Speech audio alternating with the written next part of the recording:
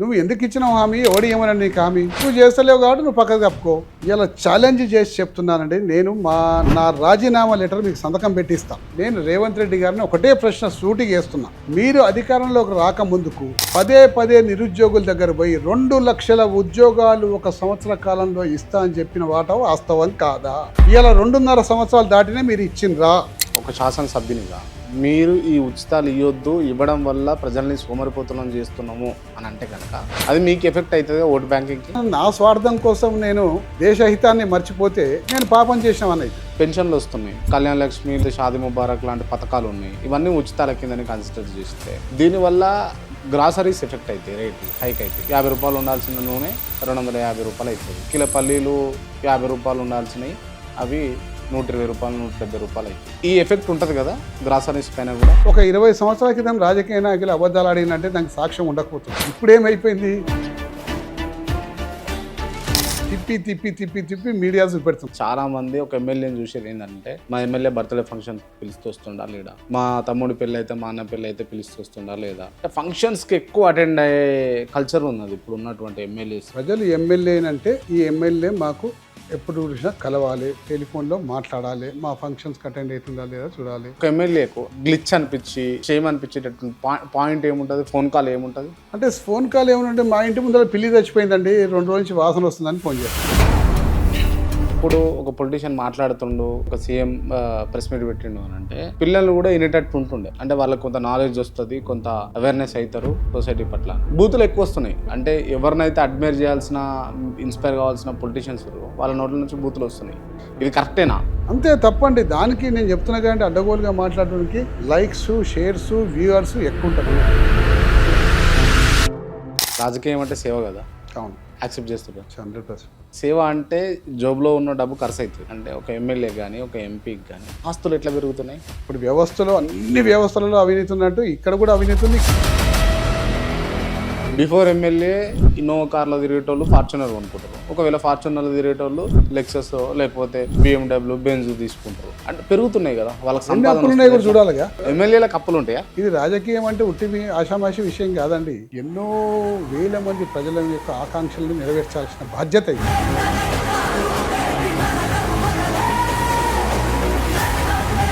అంటే ఇప్పుడున్న పరిస్థితుల్లో చీఫ్ మినిస్టర్ స్థాయిలో ఉన్న, అంటే నేను ఈ పేరు కూడా తీస్తున్నాను, రేవంత్ రెడ్డి కూడా చాలా సందర్భాల్లో తొండలు తీస్తాం, లాగుల పండ పెడతాం, పేగులు తీస్తాం, నారలు తీస్తాం, ఇంకొన్ని బూతులు కూడా ఉంటాయి, అన్పార్లమెంటరీ బూతులు ఉంటాయి. గతంలో కేసీఆర్ గారు వాడింది కాబట్టి మేము వాడినామని చెప్పేసి ఇప్పుడున్న కాంగ్రెస్ నాయకులు చెప్పుకుంటారు. ఏం వాడింది కేసీఆర్ గారు? సన్నాసి, దద్దమ్మ, ప్లీజ్ బీపే అండి కూడా అంటుండే. నీ గుడ్లు వీకు గోరీలు ఆడుతా అంటారు, నీ పేగులు తీసి మెడలు వేసుకుంటా అంటాడు, నీ లాగులలో తొండలు వదిలి పెడతా అంటాడు, వంగబెట్టి గుద్దుతా, పండబెట్టి తొక్కుతా. అంటే అట్లా మాట్లాడినందుకే ముఖ్యమంత్రి అయ్యిండు అని అంటారు కొంతమంది. ప్రజలకు ఆ భాష నచ్చిందేమో. దాదాపు ఇప్పుడు మాకు టీమ్స్ హాస్పిటల్ కడితే 1200 కోట్ల రూపాయలు అవుతుంది. ఈ 1200 కోట్ల రూపాయలు ఇక్కడ ఏర్పాటు చేస్తే మా ప్రాంత ప్రజలకు, నేను దాదాపు 30 సంవత్సరాల నుంచి చూస్తూ ఉన్నా, రోజు నా దగ్గరికి కనీసం 5 నుంచి 10 మంది వస్తారు.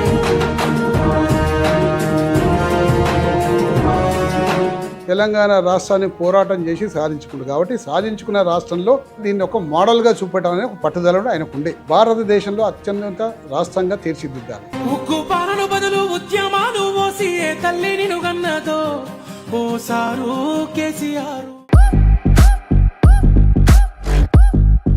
నమస్తే, వెల్కమ్ టు కేఆర్ టీవీ. నేను మీ క్రాంతి. ఈ పోడ్కాస్ట్ కేవలం ప్రజల గురించి మాత్రమే. అసలు నిజంగా ఒక ఎమ్మెల్యే ఏం చేయగలుగుతాడు, అసలు ఎమ్మెల్యే నుంచి ప్రజలు ఏం చేయించుకోవాలి, అసలు ఎమ్మెల్యేను ప్రజలు అడగాల్సిన అంశాలు ఏంటి, ప్రస్తుత వ్యవస్థ ఎలా ఉంది, వ్యవస్థ మారాలంటే ప్రజలు ఏం చేయాలి, ఈ అన్ని అంశాలను మాట్లాడడానికి మనతోటి ఇవాళ ఎల్బీనగర్ శాసనసభ్యులు దేవిరెడ్డి సుధీరెడ్డి గారు ఉన్నారు. ఆయనను ఈ అంశాలన్నీ అడిగి వారి మాటల్లో వారు ఏం చెప్తారో విందాం. ముందుగా వెల్కమ్ చేద్దాం. నమస్తే ఎమ్మెల్యే గారు, బాగున్నారా? నమస్తే, బాగున్నా. ఒక లీడర్ సొసైటీకి కానీ తన నియోజకవర్గ ప్రజలు ఓట్లేసిన వాళ్ళకి కానీ ఏం చేయొచ్చు అని అంటే మీరేం చెప్తారు? అంటే చాలా చేయొచ్చు. కేవలం ఎమ్మెల్యేనే కాదు, ఎమ్మెల్యేతో పాటు టోటల్గా ప్రభుత్వంలో ఉన్న ఆ ప్రభుత్వం, ఏ ప్రభుత్వం అయితే ఎలక్ట్ చేసుకుంటారో ఆ ప్రభుత్వం చాలా చేయొచ్చు. కానీ దురదృష్టవశాత్తు దేశ రాజకీయాలు ఏ విధంగా జరిగిపోయినాయి అంటే ప్రతి పార్టీ కూడా అనేక రకాలుగా ఉచితాలు ప్రజలకు అలవాటు చేసి ఉచితాలు ఇచ్చుకుంటూ చేసి వాళ్ళని సోమరిపోతులుగా చేస్తుండ్రు. ప్రభుత్వ ఖజానాన్ని ఖాళీ చేస్తుంది. ఉచితాలు ఇవ్వద్దంటారా? ఇవ్వాలి, కొంతమేరకే ఇవ్వాలి. మొత్తం ప్రతి దాంట్లో మనం ఉచితం ఇస్తూ ఉంటాం. ఇప్పుడు స్కూటీలు ఇస్తూ ఉంటాము, ల్యాప్టాప్లు ఇస్తూ ఉంటాము, అది ఇస్తూ ఉంటాము. లేకపోతే ఇవన్నీ అనేక రకాలుగా ఉచితాలు ఇచ్చుకుంటూ పోతే నెసెసరీ కదా ఇవన్నీ? కావా? ఎవరికి ఏ నెసెసరీ కాదు, అందరికీ నెసెసరీ ఇవ్వాలా. అందరికీ నెసెసరీ ఉంటుంది. నెసెసరీ కాని వాళ్ళు ఎవరున్నారు సమాజంలో? మాకు నెసెసరీ అనే అంటారు. కాకపోతే ప్రజలకు ఎప్పుడు కూడా ప్రభుత్వాలు ఏం నేర్పియాలి, అతను ఏ విధంగా సంపాదించుకోవాలి, ఏ విధంగా పని చేసుకోవాలి, ఆ పని ఏ విధంగా ప్రభుత్వం కల్పించాలి అన్న దాని మీద ధ్యాస పెట్టాలి.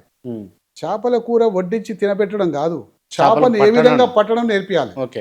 అప్పుడు నేర్పించినప్పుడు ఏంటంటే అదొక ఆరోగ్యవంతమైన దేశంగా అభివృద్ధి చెందుతుంది. ఆ దేశం ముందుకు పోతూ ఉంటుంది.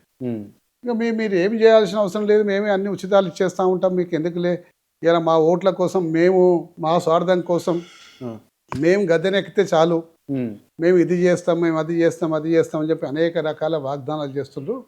అది జాతీయ పార్టీలు చేస్తుండ్రు, ప్రాంతీయ పార్టీలు చేస్తుండ్రు. రైట్. అవి కొంచెం వరకు తగ్గించాలి. రైట్. ఒక లీడర్గా, ఒక శాసనసభ్యునిగా మీరు ఈ ఉచితాలు ఇవ్వద్దు, ఇవ్వడం వల్ల ప్రజల్ని సోమరిపోతులను చేస్తున్నాము అని అంటే కనుక అది మీకు ఎఫెక్ట్ అవుతుంది ఓటు బ్యాంకింగ్కి? ఇప్పుడు నాకు ఎఫెక్ట్ అవుతుంది, నా స్వార్థం కోసం నేను దేశహితాన్ని మర్చిపోతే నేను పాపం చేసినామని అవుతుంది. నేను పాపం చేసినామని అవుతా. ఎక్కడ కూడా ఏదో విధంగా ఉచితాలు తగ్గించాలి, కొంత మేరకే ఉచితాలు ఇవ్వాలి. ఉచితాలు అంటే ఒకవేళ అంటే ఏమేమి ఇవ్వచ్చు అనుకుంటారు ఇప్పుడున్న ఉచితాలలో? అంటే గతంలో ఒక 2 సంవత్సరాల క్రితం మీకే నేను మీ టీవీకే ఇంటర్వ్యూ ఇచ్చినప్పుడు చెప్పిన, కేవలం విద్య వైద్యం ఇక ఏది ఫ్రీ ఇవ్వద్దు. ఏది ఫ్రీ? పెన్షన్లు కూడా ఇవ్వద్దా? ఏది ఫ్రీ ఇవ్వద్దు. పెన్షన్లు అంటే ఓల్డ్ ఏజ్ కాబట్టి వాళ్ళు కొంతమంది ఫ్యామిలీస్ నుంచి నిరాదరణకు గురైనరు. నిరాదరణ కంటే వాళ్ళకి పట్టించుకోకపోవడము, వాళ్ళకు చిన్నగా నిజంగా షుగర్ ఎక్కువైతే తీసుకుపోయి హాస్పిటల్ చూపించకపోవడము, బీపీ ఎక్కువైతే చిన్న చిన్న వాటికి కూడా పట్టించుకోకపోవడము, వాళ్ళ సొంతంగా ఇప్పుడు వాళ్ళు సంపాదించే స్థితిలో లేరు, పేదవాళ్ళు కాబట్టి పిల్లల మీదనే ఆధారపడాలి. వాళ్ళు నిరాధారణకు గురవుతున్నారు కాబట్టి అటువంటి వాళ్ళకి కొంచెం మేరకు సపోర్ట్ చేస్తే తప్పేం లేదు. సో కాబట్టి అటువంటి వాళ్ళకు ఇవన్నీ చూడాలి. చూసి ఏది నిజంగా ప్రజలకు అవసరమో అదే ఇవ్వాలి. ఏది పడితే అది ఇచ్చుకుంటూ పోతా ఉంటే ఉచితం ఇస్తాం, ఇది ఉచితం ఇస్తాం, అది ఉచితం ఇస్తాం అని చెప్పి సాధ్యపడుతుందా? ఇదంతా చేసుకోవాలి, సాధ్యం చేసుకోవాలి. రాజకీయ నాయకులందరూ, ప్రాంతీయ పార్టీలందరూ ఒకసారి ఒక దగ్గర కూర్చోవాలి, జాతీయ పార్టీలతో సహా కూర్చోవాలి. మేము ఈ ఎన్నికల్లో ఉచితాలు ఇవ్వము, ఇచ్చేది ఒక పరిమితంగానే ఇస్తాం, మేము ఇంతే పరిమితి ఇస్తాం, మీరు కూడా ఇంతే పరిమితి ఇవ్వాలి, ఇంతకన్నా ఎక్కువ ఇవ్వద్దు అని చెప్పి కూర్చోవాలి. కూర్చొని ఒక అండర్స్టాండింగ్ రావాలి. దేశ రాజకీయాల్లో మార్పు రావాలి, రాజకీయ నాయకుల ఆలోచన విధానంలో మార్పు రావాలి. రైట్. ఇన్ని ఏళ్ళ స్వతంత్ర భారతదేశంలో తెలంగాణ ఏర్పడి కూడా ఇప్పుడు 12 ఏళ్ళు దాటిపోయింది. ఈ తరహాలో ఎవరు ఆలోచించలేదా అసలు ఇంత ముందుకు కూడా? అంటే ఆలోచన చేసి ఉండొచ్చు, సాధ్యపడకపోవచ్చు. ఎందుకు సాధ్యపడదు అంటే నేను నాకున్న డౌట్ ఏంటంటే ప్రైవేటు వ్యక్తులు చాలామంది కూడా ఇండివిజువల్గా హాస్పిటల్స్ బిల్డ్ చేస్తున్నారు, కాలేజెస్ బిల్డ్ చేస్తున్నారు, స్కూల్స్ కూడా బిల్డ్ చేస్తున్నారు, కార్పొరేట్ స్టైల్లో ఉంటున్నాయి. గవర్నమెంట్ మొత్తం మీ చేతుల్లో ఉన్నప్పుడు, నాయకుల చేతుల్లో ఉన్నప్పుడు ఎందుకు చేయలేకపోతున్నారు అని అంటే ఏం చెప్తారు? చెప్పాకండి ఎందుకు చేయలేకపోతున్నా, అన్ని ఉచితాలకు ప్రభుత్వం దగ్గర డబ్బంతా కూడా ఉచితాలకే పోతుంది. సర్ప్లస్ డబ్బు అనేది ఏం మిగులుతలేదు. ఆ సర్ప్లస్ డబ్బు మిగిలినప్పుడే కొత్త ఆలోచనలు చేసి, కొత్త ఆలోచనలకు శ్రీకారం చుట్టి ఆలోచనలు డెలివరీ చేసి ప్రజలకు అందించాల్సి వస్తుంది. ఇక్కడ డబ్బు మిగులుతలేదు, ఉన్న వాటికి సరిపోతలేదు. ఇందులోనే ఈ రింగ్ లోనే సతమతం అవుతుంది. ప్రభుత్వాలన్నీ ఈ రింగ్ లో సతమతం అవుతుంది. సతమతం అయిపోయి ఆ రింగ్ లోనే కొట్టుమిట్టాడుతుంది. దానికి తోడు వచ్చిన అధికారాన్ని పోకుండా చేజారిపోకుండా మళ్ళీ అధికారం రావాలి, రెన్యువల్ కావాలి. ఈసారి అధికారంలోకి వచ్చినాము, వచ్చేసారి అధికారంలో రావాలి. ఏ విధంగా అయినా డబ్బు లేదు, డెవలప్ చేయలేము కాబట్టి అబద్ధాలు నేరుస్తున్నారు. పబ్లిక్గా అబద్ధాలు. ఒక 20 సంవత్సరాల క్రితం రాజకీయ నాయకులు అబద్ధాలు ఆడినంటే దానికి సాక్ష్యం ఉండకపోతుంది. ఇప్పుడేమైపోయింది, నువ్వు ఏ అబద్ధం ఆడినా దాన్ని రొటీన్గా తిప్పి మీడియా చూపెడుతుంది. అంటే సోషల్ మీడియా. మీరు అపోజిషన్లో ఉన్నారు అంటే పొజిషన్లో ఉండి గవర్నమెంట్లో ఉన్న వాళ్ళు అబద్ధాలు ఆడుతారు అంటారా, లేకపోతే అపోజిషన్ లీడర్లు కూడా అబద్ధాలు ఆడుతారు అంటే? ఎవరైనా సరే అండి, ఒక రాజకీయ నాయకుడు అంటే ఒక బాధ్యతాయుతమైన పౌరుడు, ఒక నియోజకవర్గాన్ని బాధ్యత తీసుకుంటే, ఒక రాష్ట్రాన్ని బాధ్యత తీసుకునే విషయం మీద ఉంటుంది. ఈ బాధ్యత సక్రమంగా నెరవేర్చాలి. ఉమ్. అబద్ధాలు ఆడి అబద్ధాన్నే గట్టిగా చెప్పి ఇదే నిజమని నమ్మించే ప్రయత్నం చేయకూడదు. ఎవరైనా సరే అంటే మీ opposition దృష్టిలో ఎవరైనా వాళ్ళు టార్గెట్ ఉన్నారా? ఎవరైనా సరే అండి, నేను నా దృష్టిలో ఒక టార్గెట్ అంటలేనండి. నేను ఎవరైనా సరే ఆ విధంగా చేయకూడదు. ఉమ్, అబద్ధాన్ని నమ్మించడానికి ఇంకా గట్టిగా అబద్ధం ఆడ ప్రయత్నం చేయకూడదు. ఉమ్, ఎక్కడైతే చిన్న చిన్న ఉద్యోగస్తులకి ఏదైనా పనిష్మెంట్ ఉంటుంది కానీ చిన్న ఉద్యోగ ధర్మంలో ఏదో ఒక చిన్న పొరపాటు అయితే అతని ఇంక్రిమెంట్ కట్ అవుతుంది. ఉమ్. ఇంకా కొంచెం పొరపాటు అయితే అతన్ని కొద్ది రోజులు సస్పెన్షన్ చేస్తారు, ఇంకా కొంచెం అయితే టర్మినేట్ చేస్తారు. అవును. అట్లనే అడ్డగోలు కాబట్టి అబద్ధాలు ఆడే రాజకీయ నాయకులను కూడా ఇంటికి పంపింది. నువ్వు ఎందుకు ఇచ్చినావు హామీ? ఎవడు ఏమన్నా నీకు హామీ? నువ్వు చేస్తలేవు. నువ్వు చేస్తలేవు కాబట్టి నువ్వు పక్కకు తప్పుకో. ఉమ్, మరి అబద్ధాల హామీతోటి నువ్వు అధికారంలోకి వచ్చినావు కదా, మరి నువ్వు అటువంటిప్పుడు పక్కకు తప్పుకోవాలి కదా. ఇది అన్ని రాజకీయ పార్టీలకు, ఒక రాజకీయ పార్టీకి అంటలేనండి, ఉమ్, అన్ని రాజకీయ పార్టీలకు, అన్ని రాజకీయ పార్టీలో ఉన్న నాయకులకు వర్తిస్తుంది. ఉమ్, కేవలం ఒక రాజకీయ పార్టీని కాదు. ఉమ్. సో భారతదేశం ఆ డైరెక్షన్ లో పోతుంది. ఇప్పుడు మీరు అట్లా చెప్తుంటే మీకు కూడా వర్తిస్తుంది కదా? నాకు కూడా వర్తిస్తుంది, ఆ. నాకు కూడా వర్తిస్తుంది. అంటే యాజ్ అ పొలిటీషియన్ గా ఇవన్నీ కాంప్లికేట్ అనిపిస్తలేవా మీకు? తప్పనిసరి కాంప్లికేటే, కానీ ఎక్కడో దగ్గర ప్రారంభం అయితే అందరూ సర్దుకుంటారు, అందరూ దాన్ని సరి చేసుకుంటారు. ఈ విధంగా అబద్ధాలు అడుగుతూ ప్రజల వద్దకు పోయి అడగోలుగా వాగ్దానాలు చేయొద్దన్న సంగతి రాజకీయ నాయకులు ఆలోచించాలి. అది ప్రజలు ప్రశ్నించాలి. అంటే ఓపెన్గా చెప్తే అంటే జనరల్ చిచ్చాటే కాబట్టి పబ్లిక్ ఏమైపోయిందంటే పబ్లిక్లో కూడా పొలిటీషియన్లను, పోలీసు వాళ్ళను, లాయర్లను పెద్దగా బిలీఫ్ సిస్టమ్ ఉండదు. అంటే మాటలు చెప్తారు, ఏదో వాళ్ళు నడిపిస్తారు అని అన్నది ఉంటుంది కొంతమేరకు. సరే అందరూ అని అనలేము, కొంతమేరకు. సో ఇదంతా తుడిచిపెట్టుకోగలుగుతుందా? అంటే చేయాలండి. అత్యంత క్లిష్టమైన పని ఈ దేశంలో ఉన్నదంటే రాజకీయ నాయకుల పని. ఉమ్, రాజకీయ నాయకులు నిజంగా కూడా చాలామంది మీరు అనుకుంటున్నారు, ఉమ్, చాలామంది నేను కొంతమందిని చూసినాం, మేము 16 గంటలు పని చేస్తాము, 12 గంటలు పని చేస్తాము. మేము 16 గంటలు 18 గంటలు దాదాపు 30 సంవత్సరాల నుంచి చేస్తున్నామండి. ఉమ్. 12 నుంచి 16 గంటలు 18 గంటలు కూడా చేస్తున్నాం 30 సంవత్సరాల నుంచి, యాజ్ ఎ పొలిటీషియన్ 35 సంవత్సరాల నుంచి యాజ్ ఎ పొలిటీషియన్గా. మేము ఇవాళ టీవీలలో కొంతమంది చెప్తుంటే మేము ఆశ్చర్యపోతుంటాం, నవ్వుకుంటాం. మేము ఇన్ని గంటలు చేస్తున్నాం, అన్ని గంటలు చేస్తున్నాం. అరే నాయన, 3.5 దశాబ్దాల నుంచి చేస్తున్నాం మేము ఈ పని. కానీ ఇవాళ చేస్తుండొచ్చు, 35 ఇయర్స్ నుంచి మేము చేస్తున్నాం ఈ పని. ఎప్పుడో మాకు ఆ పనికి అలవాటు అయిపోయినాం. అది లేకుంటే మేము ఖాళీగా కూర్చోలేకపోతాం. సరే, మేము కూడా అత్యంత కష్టమైన పని రాజకీయ నాయకుల పని. దీన్ని రాజకీయ నాయకులు అంత చురకలు చేయలేం. అత్యంత కష్టమైన పని పోలీసుల పని. వాళ్ళకు కూడా గతంలో సెలవులు ఉండకపోతుండే, ఎప్పుడు డ్యూటీలో ఉండాల్సి వస్తుండే. కఠినమైన పని, సెలవులు లేవు, ఏం లేవు, డ్యూటీలో ఫుల్ టైం ఉండాల్సి వస్తుంది. కేసీఆర్ గారు వచ్చినాక వాళ్ళకు కూడా కొన్ని సెలవులు ఇచ్చిండ్రు. ఈ రోజు రావచ్చు, ఈ రోజు రావద్దు అని చెప్పి వాళ్ళకు కూడా కొన్ని ఇచ్చిండ్రు. కొంచెం వెసులుబాటు దొరికింది. కానీ అత్యంత బదనామయ్యే ఇది కూడా ఈ 2 వర్గాలే, రాజకీయ నాయకులు, పోలీసు వాళ్ళే. మిగతా వాళ్ళ సమాజంలో ఎన్నో డిపార్ట్మెంట్లో అన్నిట్లలో అవినీతి ఉందండి. అవినీతి లేని ప్లేస్ లేదు ఇవాళ. కానీ ఎక్కువ రాజకీయ నాయకులు, ఎక్కువ పొలిటీషియన్స్ మీదనే ఎక్కువ 100% నేను పొలిటీషియన్ యాక్సెప్ట్ చేస్తున్నా. అంటే టోటల్ సిస్టంలోనే అవినీతి ఉంది, కరప్షన్ ఉంది అని. సిస్టంలో ఏ సిస్టంలో లేదు చెప్పండి? ఇవాళ ఏ సిస్టంలో కరప్షన్ లేని సిస్టమ్ నాకు ఒకసారి చెప్పండి. అంటే మీరు యాక్సెప్ట్ చేస్తున్నట్టే కదా కరప్షన్ ఉంది అని. కరప్షన్ లేదని అంటలేం, కరప్షన్ ఉంది. రాజకీయాల్లో కరప్షన్ ఉంది, పోలీస్ డిపార్ట్మెంట్లో కరప్షన్ ఉంది, ఇతర డిపార్ట్మెంట్లో కరప్షన్ ఉంది, జ్యుడిషియరీలో కరప్షన్ ఉంది, అన్నిట్లలో వ్యవస్థలో అన్నిట్లలో కరప్షన్ ఉందండి. ఇది పోవాలంటే సమూలంగా కొన్ని మార్పులు రావాల్సిందే. సాహసోపేతంగా కొన్ని పాలకులు కొన్ని నిర్ణయాలు తీసుకుంటే స్లోగా ఇవన్నీ కూడా తుడిచిపెట్టుకుపోయి రాబోయే తరం బాగుంటుందని చెప్పేసి నా ఆలోచన. సాధ్యపడుతుందా? ఇది సాధ్యపడుతుంది. ఏదో ఒక ప్రారంభం కావాలి, మొదలు కావాలి. కొన్ని దక్కాముక్కిల్ని ఎదుర్కోవాల్సి వస్తుంది.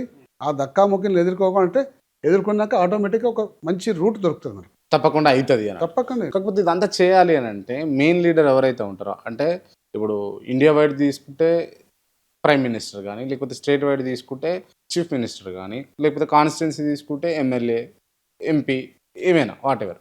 సో వీళ్ళకి చిత్తశుద్ధి ఉండాలి కదా. అంటే మేము మా కాన్స్టిట్యున్సీని డెవలప్ చేసుకోవాలా, స్కూల్స్ తెచ్చుకోవాలా ఫ్రీగా, కాలేజెస్ తెచ్చుకోవాలా, లేకపోతే హాస్పిటల్స్ తెచ్చుకోవాలని పొలిటీషియన్కి ఉండాలి కదా. ఇప్పుడు భారతదేశం రాజకీయాలు చూసుకోండి, రాష్ట్ర రాజకీయాలు చూసుకోండి. ఈ రాష్ట్ర రాజకీయాల్లో ఉచితాల వల్ల ఎన్ని వేల కోట్ల రూపాయలు ఇస్తున్నారు. ఈ రాష్ట్ర ప్రజల మీద ఖర్చు పెడుతున్నారు. పెన్షన్ల మీద అనుకోండి, ఇతరత కార్యక్రమాల మీద అనుకోండి, అన్నిటి మీద తీయండి, అవన్నీ రాయండి. సంవత్సరానికి ఎన్ని వేల కోట్ల ఖర్చులు అవుతాయి, ఇన్ని వేల కోట్ల రూపాయల ఖర్చులు అవుతున్నాయి. ప్రజలకు ఎప్పుడైనా సరే వాళ్ళకు మంచి ఉపాధి మార్గం చూపెట్టాలి. ఉపాధి మార్గం చూపెట్టాలంటే అందరికీ ప్రభుత్వ ఉద్యోగాలు ఇవ్వలేరు. ఏ ప్రభుత్వం కూడా ఇలా భారతదేశంలో ఇప్పుడున్న రాజకీయ నాయకుల కలయిక అయితే ఉన్నదో, మోదీ గారి నుంచి తీసుకొని, కేసీఆర్ గారు తీసుకొని, రేవంత్ రెడ్డి గారు తీసుకొని, కేజ్రీవాల్ తీసుకొని, మమతా బెనర్జీ తీసుకొని, రాహుల్ గాంధీ తీసుకొని, వీళ్ళందరూ కలగలిపి ఒక డిఎన్ఏ వచ్చిన ఏర్పాటైన 100% ఉద్యోగాలు, ప్రభుత్వ ఉద్యోగాలు ఇవ్వలేరు. రావు. కానీ ప్రభుత్వ ఉద్యోగాలు దొరికినా దొరకకున్నా, ఇవ్వలేకున్నా కానీ ప్రైవేట్ పరంగా వాళ్ళకు ఉపాధి మార్గాల్ని మనం సృష్టించే ప్రయత్నం చేయాలి. అప్పుడు అన్ఎంప్లాయ్మెంట్ తగ్గుతుంది. అన్ఎంప్లాయ్మెంట్ తగ్గినప్పుడు అసహనం తగ్గుతుంది. ఎవరి పని వాళ్ళు చేసుకుంటారు, ఎవరి వాళ్ళకి ఇచ్చేయాలి. మీ చదివిపిస్తాం, నీకు విద్య ఫ్రీగా ఇస్తా, వైద్యాన్ని ఫ్రీగా ఇస్తా, నువ్వు చదువుకుని ఇక్కడ దాకా పీజీ చేస్తావు, పీజీ చేయి, ఆడదాకా నేను ప్రభుత్వం చూసుకుంటుంది. నీకేమైనా అనారోగ్యం వస్తే ప్రభుత్వం చూసుకుంటుంది. మిగిలిన నువ్వు సంపాదించుకో, పని చేసుకో, పైసలు సంపాదించుకో, డబ్బు సంపాదించుకో, ప్రభుత్వానికి ఇంత ట్యాక్స్ కట్టు. ఇప్పుడు అంటే ఈ సైకిల్ చెప్పండి మీరు. పెన్షన్లు వస్తున్నాయి, లేకపోతే కళ్యాణ లక్ష్మి, లేకపోతే షాదీ ముబారక్ లాంటి పథకాలు ఉన్నాయి, లేకపోతే దళిత బంధు లాంటి పథకాలు ఉన్నాయి. ఇవన్నీ ఉచితాల కిందని కన్సిడర్ చేస్తే వస్తున్నాయి కదా. దీనివల్ల గ్రాసరీస్ ఎఫెక్ట్ అవుతాయి, రేట్లు హైక్ అవుతాయి. అంటే కిలో నూనెకు 50 రూపాయలు ఉండాల్సిన నూనె 250 రూపాయలు అవుతుంది. కిలో పల్లీలు 50 రూపాయలు ఉండాల్సినవి అవి 120 రూపాయలు, 170 రూపాయలు అవుతాయి. ఈ ఎఫెక్ట్ ఉంటుంది కదా గ్రాసరీస్ పైన కూడా. అంటే ఉంటుంది. ధరలు ఇట్లా పెరుగుతారు, సిచ్యువేషన్ బట్టి ధరలు పెరుగుతూ ఉంటాయి. ఉచితాలు ఇవ్వడం అంటే, ఇప్పుడు ఉచితాలు ఎందుకు ఇస్తుండ్రు, వాటిని ఏ ఉచితం అవసరం, ఏ ఉచితం అనవసరం అనేది సమీక్ష చేయాలి. రాజకీయ పార్టీలు సమీక్ష చేయాలి, కూర్చొని డిస్కషన్ చేయాలి. వాటిని అవసరం ఉంటే విత్డ్రా చేసుకోవాలి, భవిష్యత్తులో ఇవ్వకుండా చూసుకోవాలి. అంటే ఈ సైకిల్ సిస్టమే కదా. అంటే ఇప్పుడు ఎవరైతే లబ్ధిదారుడు ఉంటాడో, అంటే ఇప్పుడు ఉచితాలు పొందుతున్నటువంటి వ్యక్తి ఉంటాడో, ఆయనకి ఇవ్వడం వల్ల సైకిల్ క్రియేట్ చేసినట్టే కదా. అంటే రొటేషన్ అవుతా ఉంటుంది కదా. క్రియేట్ చేసామంటే ఎవరికైనా సరే ఉచితాలు బంద్ చేస్తే బాధ అవుతుంది. ఆటోమేటిక్గా ఆ కోపాన్ని అవర్షన్ చూపెడతారు. కానీ చూపెడతారు స్వార్థం కోసం, వాళ్ళకి బాధ అవుతుంది, చూపెడతారు. కాబట్టి నేను పదిలంగా ఉండాలి, నా కుర్చీ పదిలంగా ఉండాలని ఆలోచన చేసిన రోజులు ఇదే వాతావరణం మారదు. నా కుర్చీ పోతే నాకేముంది, నా కుర్చీ పోతే తప్పేముంది, సమాజంలో ఒక మార్పు తీసుకురావాలని చెప్పి ఆలోచన చేసిన వాళ్ళు కొన్ని తప్పనిసరి కఠిన పరిస్థితులు ఎదుర్కోవాల్సి వస్తుంది. రైట్. అండ్ ఇంకోటి మరి ముఖ్యంగా ఒక ఎమ్మెల్యే ఏం చేయగలుగుతాడు అంటే, నాకు తెలిసి చాలామంది ఒక ఎమ్మెల్యేని చూసేది ఏంటంటే, మా ఎమ్మెల్యే బర్త్డే ఫంక్షన్ పిలుస్తూ వస్తుండా లేదా, మా తమ్ముడి పెళ్ళి అయితే, మా అన్న పెళ్ళి అయితే పిలుస్తూ వస్తుండా లేదా, లేకపోతే నేను ఇన్విటేషన్ కార్డు ఇచ్చి నా కొడుకు బర్త్డే అని అంటే వస్తుండా లేదా. అంటే ఫంక్షన్స్కి ఎక్కువ అటెండ్ అయ్యే కల్చర్ ఉన్నది ఇప్పుడు ఉన్నటువంటి ఎమ్మెల్యేస్ మొత్తంలో కూడా. అంటే ప్రజలు ఎమ్మెల్యేని ఆ కోణం నుంచే చూస్తుంటారు. ప్రజలు ఎమ్మెల్యేని అంటే, ఈ ఎమ్మెల్యే మాకు ఎప్పుడు చూసినా కలవాలి, టెలిఫోన్లో మాట్లాడాలి, మా ఫంక్షన్స్కి అటెండ్ అవుతుందా లేదా చూడాలి, ఆ కోణం నుంచే చూస్తున్నారు. ఇవి కాకుండా ఈ నియోజకవర్గ సమస్యల్ని, ఈ రాష్ట్ర సమస్యల్ని అవి కూడా ప్రభుత్వ పరంగా దృష్టికి తీసుకుపోవాలి, ప్రభుత్వంలో పరిష్కారం చేపియాలి అనేది కూడా ఆలోచన చేయాలి. అసలు ఏం చేయగలుగుతాడు ఒక ఎమ్మెల్యే?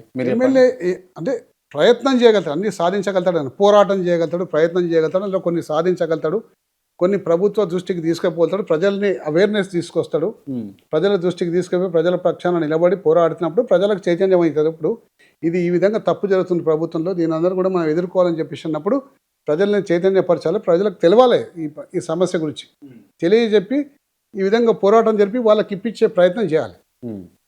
కానీ ప్రస్తుతం ఉన్న పరిస్థితిలో ఎమ్మెల్యే మీరు అన్నట్టు బర్త్డే ఫంక్షన్లకు అటెండ్ చేస్తుండా, చీర కట్టించుడు, దోత కట్టించుడు ఫంక్షన్లకు అటెండ్ చేస్తుండా, మన 21st డే ఫంక్షన్లకు అటెండ్ చేస్తుండా, మరి చావులకు దినాలకు అటెండ్ చేస్తుండా, పెళ్లిలకు అటెండ్ చేస్తుండా, మా దగ్గర పిలవగానే ఛాయ్ దాకా వస్తుండా, మా దగ్గర పిలవగానే అంటే ఒక ప్రైవేట్కి ఎక్కువ ప్రాముఖ్యత దొరుకుతుంది. వీటి పిలిచిన ఎమ్మెల్యేకే ఎక్కువ అరే బాగానే అందుబాటులో ఉంటాడు రా అనే పేరు వస్తుంది. పని చేయకపోయినా సరే సరే ఆ విధంగా ప్రజల ఆలోచన విధానం కూడా మారాలి. మా ఎమ్మెల్యే అంటే ఏంది, మేము ఎమ్మెల్యే నుంచి ఏ పని తీసుకోవాలి, లైట్ పోయిందని చెప్పి ఎమ్మెల్యేకి ఫోన్ చేస్తారు, సర్వీస్ చేయాలి, మా బాధ్యతనే కాదంటలే, కానీ దానికి కార్పొరేటర్ ఉంటాడు. డ్రైనేజ్ పోయిందని చెప్పి ఎమ్మెల్యేకి ఫోన్ చేస్తారు, మా బాధ్యతనే చేయాలి కాదంటే దానికి కూడా కార్పొరేటర్ ఉంటాడు. ఈ 3 అంచెల 4 అంచెల 5 అంచెల ఉన్నది. మన దగ్గర విధానం ఉందిగా. అవును. ఎవరి డ్యూటీ వాళ్ళు చేయాలి. ఉమ్. కాకపోతే ఏంటంటే ఇక్కడ పోటీతత్వం పెరిగిపోయి, రాజకీయాల్లో కూడా పోటీతత్వం పెరిగిపోయి, ఒక ఎమ్మెల్యే వార్డు బాయ్ కన్నా, వార్డు మెంబర్ కన్నా ఎక్కువ అందుబాటులో ప్రజలకు ఉండాల్సిన పరిస్థితి ఏర్పడుతుంది. ఉమ్. ఎక్కువ సర్వీస్ చేయాల్సిన పరిస్థితి ఏర్పడుతుంది. దాంతో ఒక్క నిమిషం కూడా మాకు టైం ఉంటుంది. టైం ఉండదు. 1 మినిట్ కూడా ఉండదు. 15-16 గంటలు మేము కొన్ని దశాబ్దాలు చేసినామండి. కొన్ని దశాబ్దాలు చేసినాము. ఇప్పుడు అంటే పొద్దున మా దినచర్య మొదలయ్యేది 4:30కు మొదలవుతుంది. 4:30కి లేస్తే 4:30 నుంచి నేను ప్రజలకు గెలిచేదానికి 7:30కి నీ సొంత పనులే చేసుకుంటామని. నేను నా సొంత పనులు చేసుకోవాలంటే నేను లేవాలి, నేను మంచిగా ఆరోగ్యంగా బాగుండాలి, దాని ఫిట్నెస్ లెవెల్ చేసుకోవాలి, స్నానం చేయాలి, టిఫిన్ చేయాలి, రావాలి. ఇక్కడికి రావాలంటే ఇవన్నీ నేను చేయాలి కానండి. ఇవన్నీ నీ సొంత పనులే కాంటది. నా సొంత పనులు ఎందుకైతే అండి? అది నాకు ప్రజలకు మీద ఉన్న కమిట్మెంట్ కాబట్టి ఇవన్నీ నేను చేస్తున్నా. ఆ టైంకి లేస్తాను. ఆ టైంకి లేవాలి. లేకపోతే 11 గంటలకు లేస్తా, 10 గంటలకు పోతా ఆఫీస్కు. 10 గంటలకు నాకు వచ్చినప్పుడే కలుగుంది ప్రజలు అనుకుంటే నేను ఇవన్నీ చేయాల్సిన అవసరం ఉండదు. ఆడికెళ్ళి మొదలైతే నా దినచర్య 4:30 నుంచి మొదలైతే రాత్రి 10 గంటల దాకా నాన్ స్టాప్ అవుతుంది. ఈ లెక్క పెట్టి ఉదయం 4:30 నుంచి సాయంత్రం 4:30 దాకా 12 గంటలు అవుతుంది. 12 గంటలు రాత్రి 10 ఏమవుతుందండి? సాయంత్రం 4 నుంచి 10 గంటలు అంటే 6 గంటలు, 18 గంటలు అయిపోయాయండి. అవును. మరి ఎప్పుడండి నాకు అర్థం ఇటు కొన్ని దశాబ్దాలు చేసామండి. ఇది ఇంకా నడుస్తూనే ఉంది అట్లనే.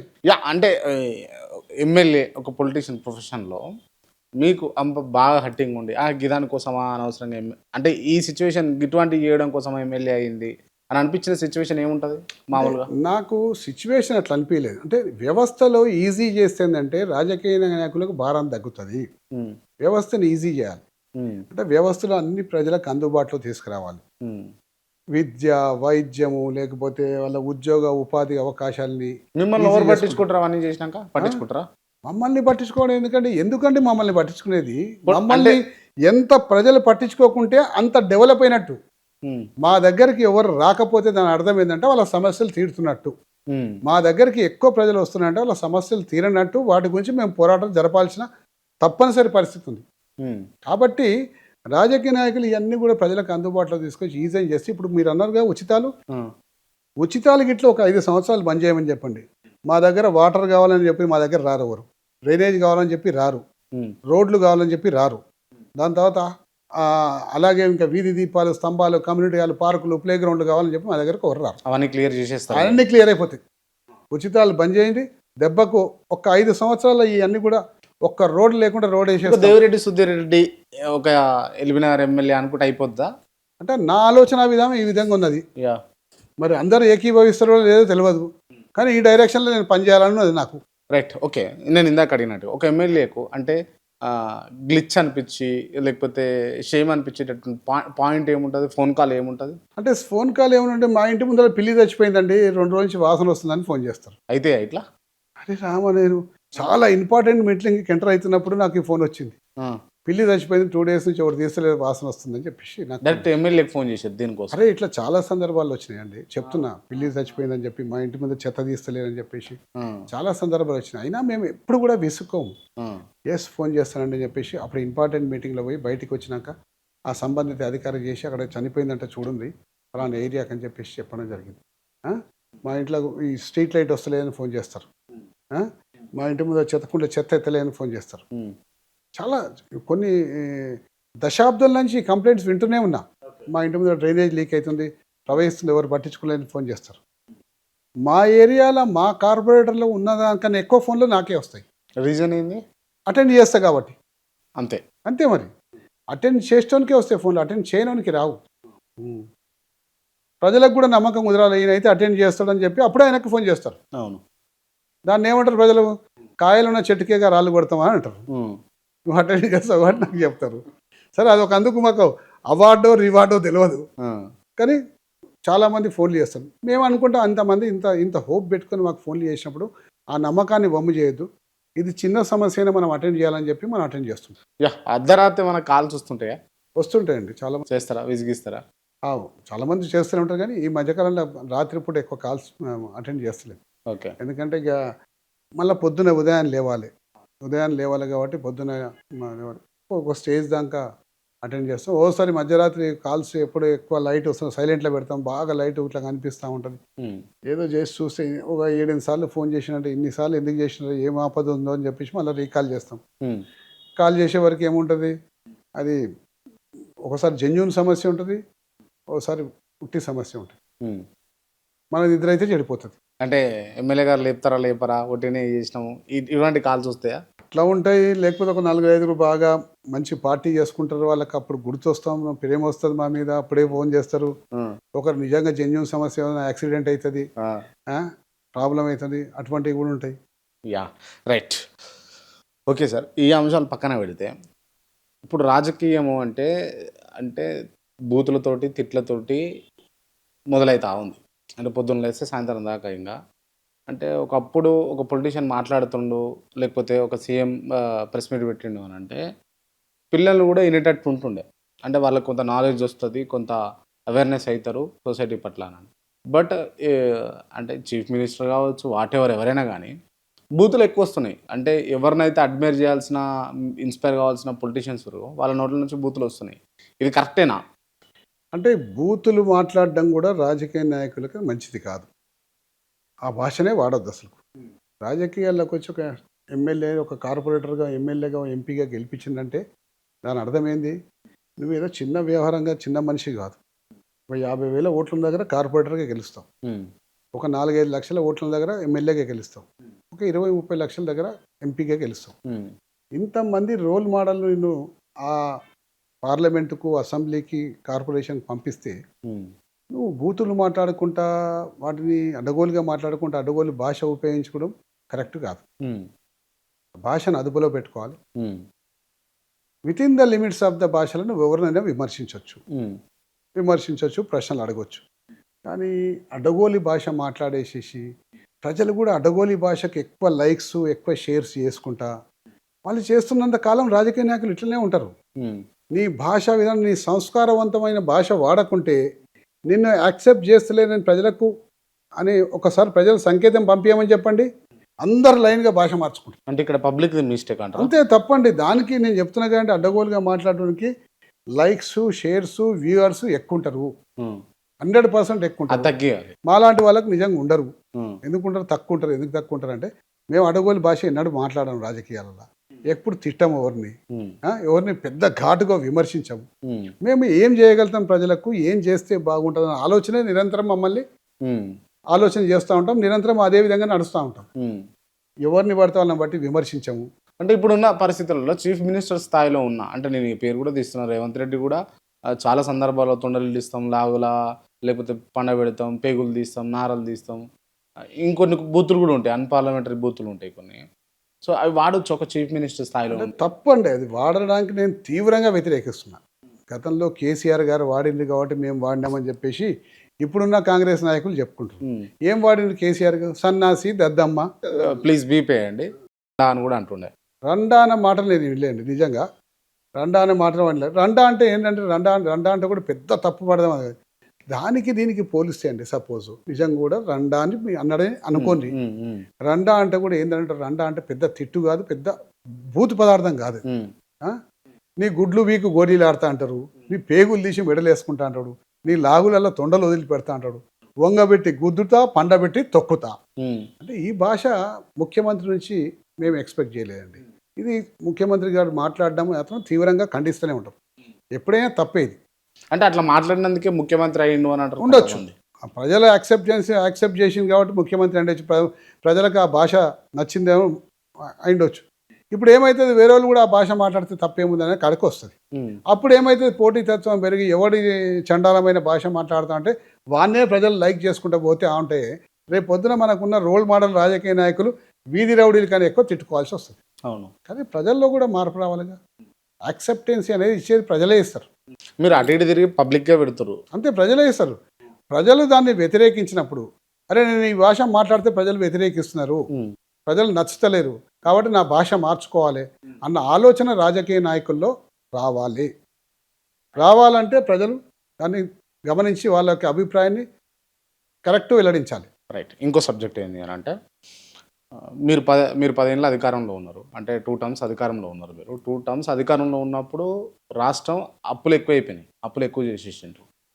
అప్పులు ఇది మీరే తీర్చాలా. అంటే ఎవరైతే ఏ పార్టీ అయితే అధికారంలో ఉండి అప్పు చేస్తదో, ఆ పార్టీకి సంబంధించిన అధినాయకుడు గాని, లేకపోతే ఎమ్మెల్యేలు గాని, వాళ్ళే అప్పును పంచుకోవాలి అన్న సిస్టమ్ తెస్తే ఎట్లుంటది? ఎవరైనా ఇప్పుడు వాళ్ళే తీర్చాలని చెప్పేసి అంటే అధికారం మళ్ళా మాకే ఇవ్వాలి.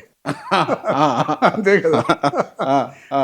అంటే అట్లా కాదండి. దేశంలో కానీ, దేశ రాజకీయాలు కానీ, రాష్ట్ర రాజకీయాలు కానీ ఏ పార్టీ అన్న అప్పులు చేసినప్పుడు అదొక నిరంతర ప్రక్రియ. అప్పులు చేయడం, తీరడము, మళ్ళీ కొత్త అప్పు పుట్టించుకోవడం, కొత్త అవసరాల కోసం కొత్త అప్పు చేయడం, ఇవన్నీ నిరంతర ప్రక్రియ.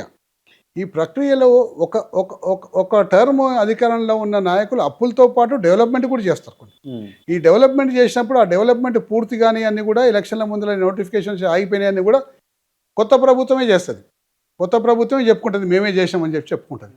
అట్లా ఎట్లయితే అది చెప్పుకుంటారో అట్లనే ఇది కూడా చెప్పుకోవాలి. అప్పులు కూడా తీసుకోవాలి. అప్పులు పాత పాత ప్రభుత్వం నుంచి వచ్చి మేమే తీర్చుకుంటాం. మీరే తీర్చుకోవాలి. ఎందుకు తీర్చుకోవాలంటే సంపదను సృష్టించాలి. సృష్టించిన సంపదను ప్రజలకు పంచాలి. హ్మ్.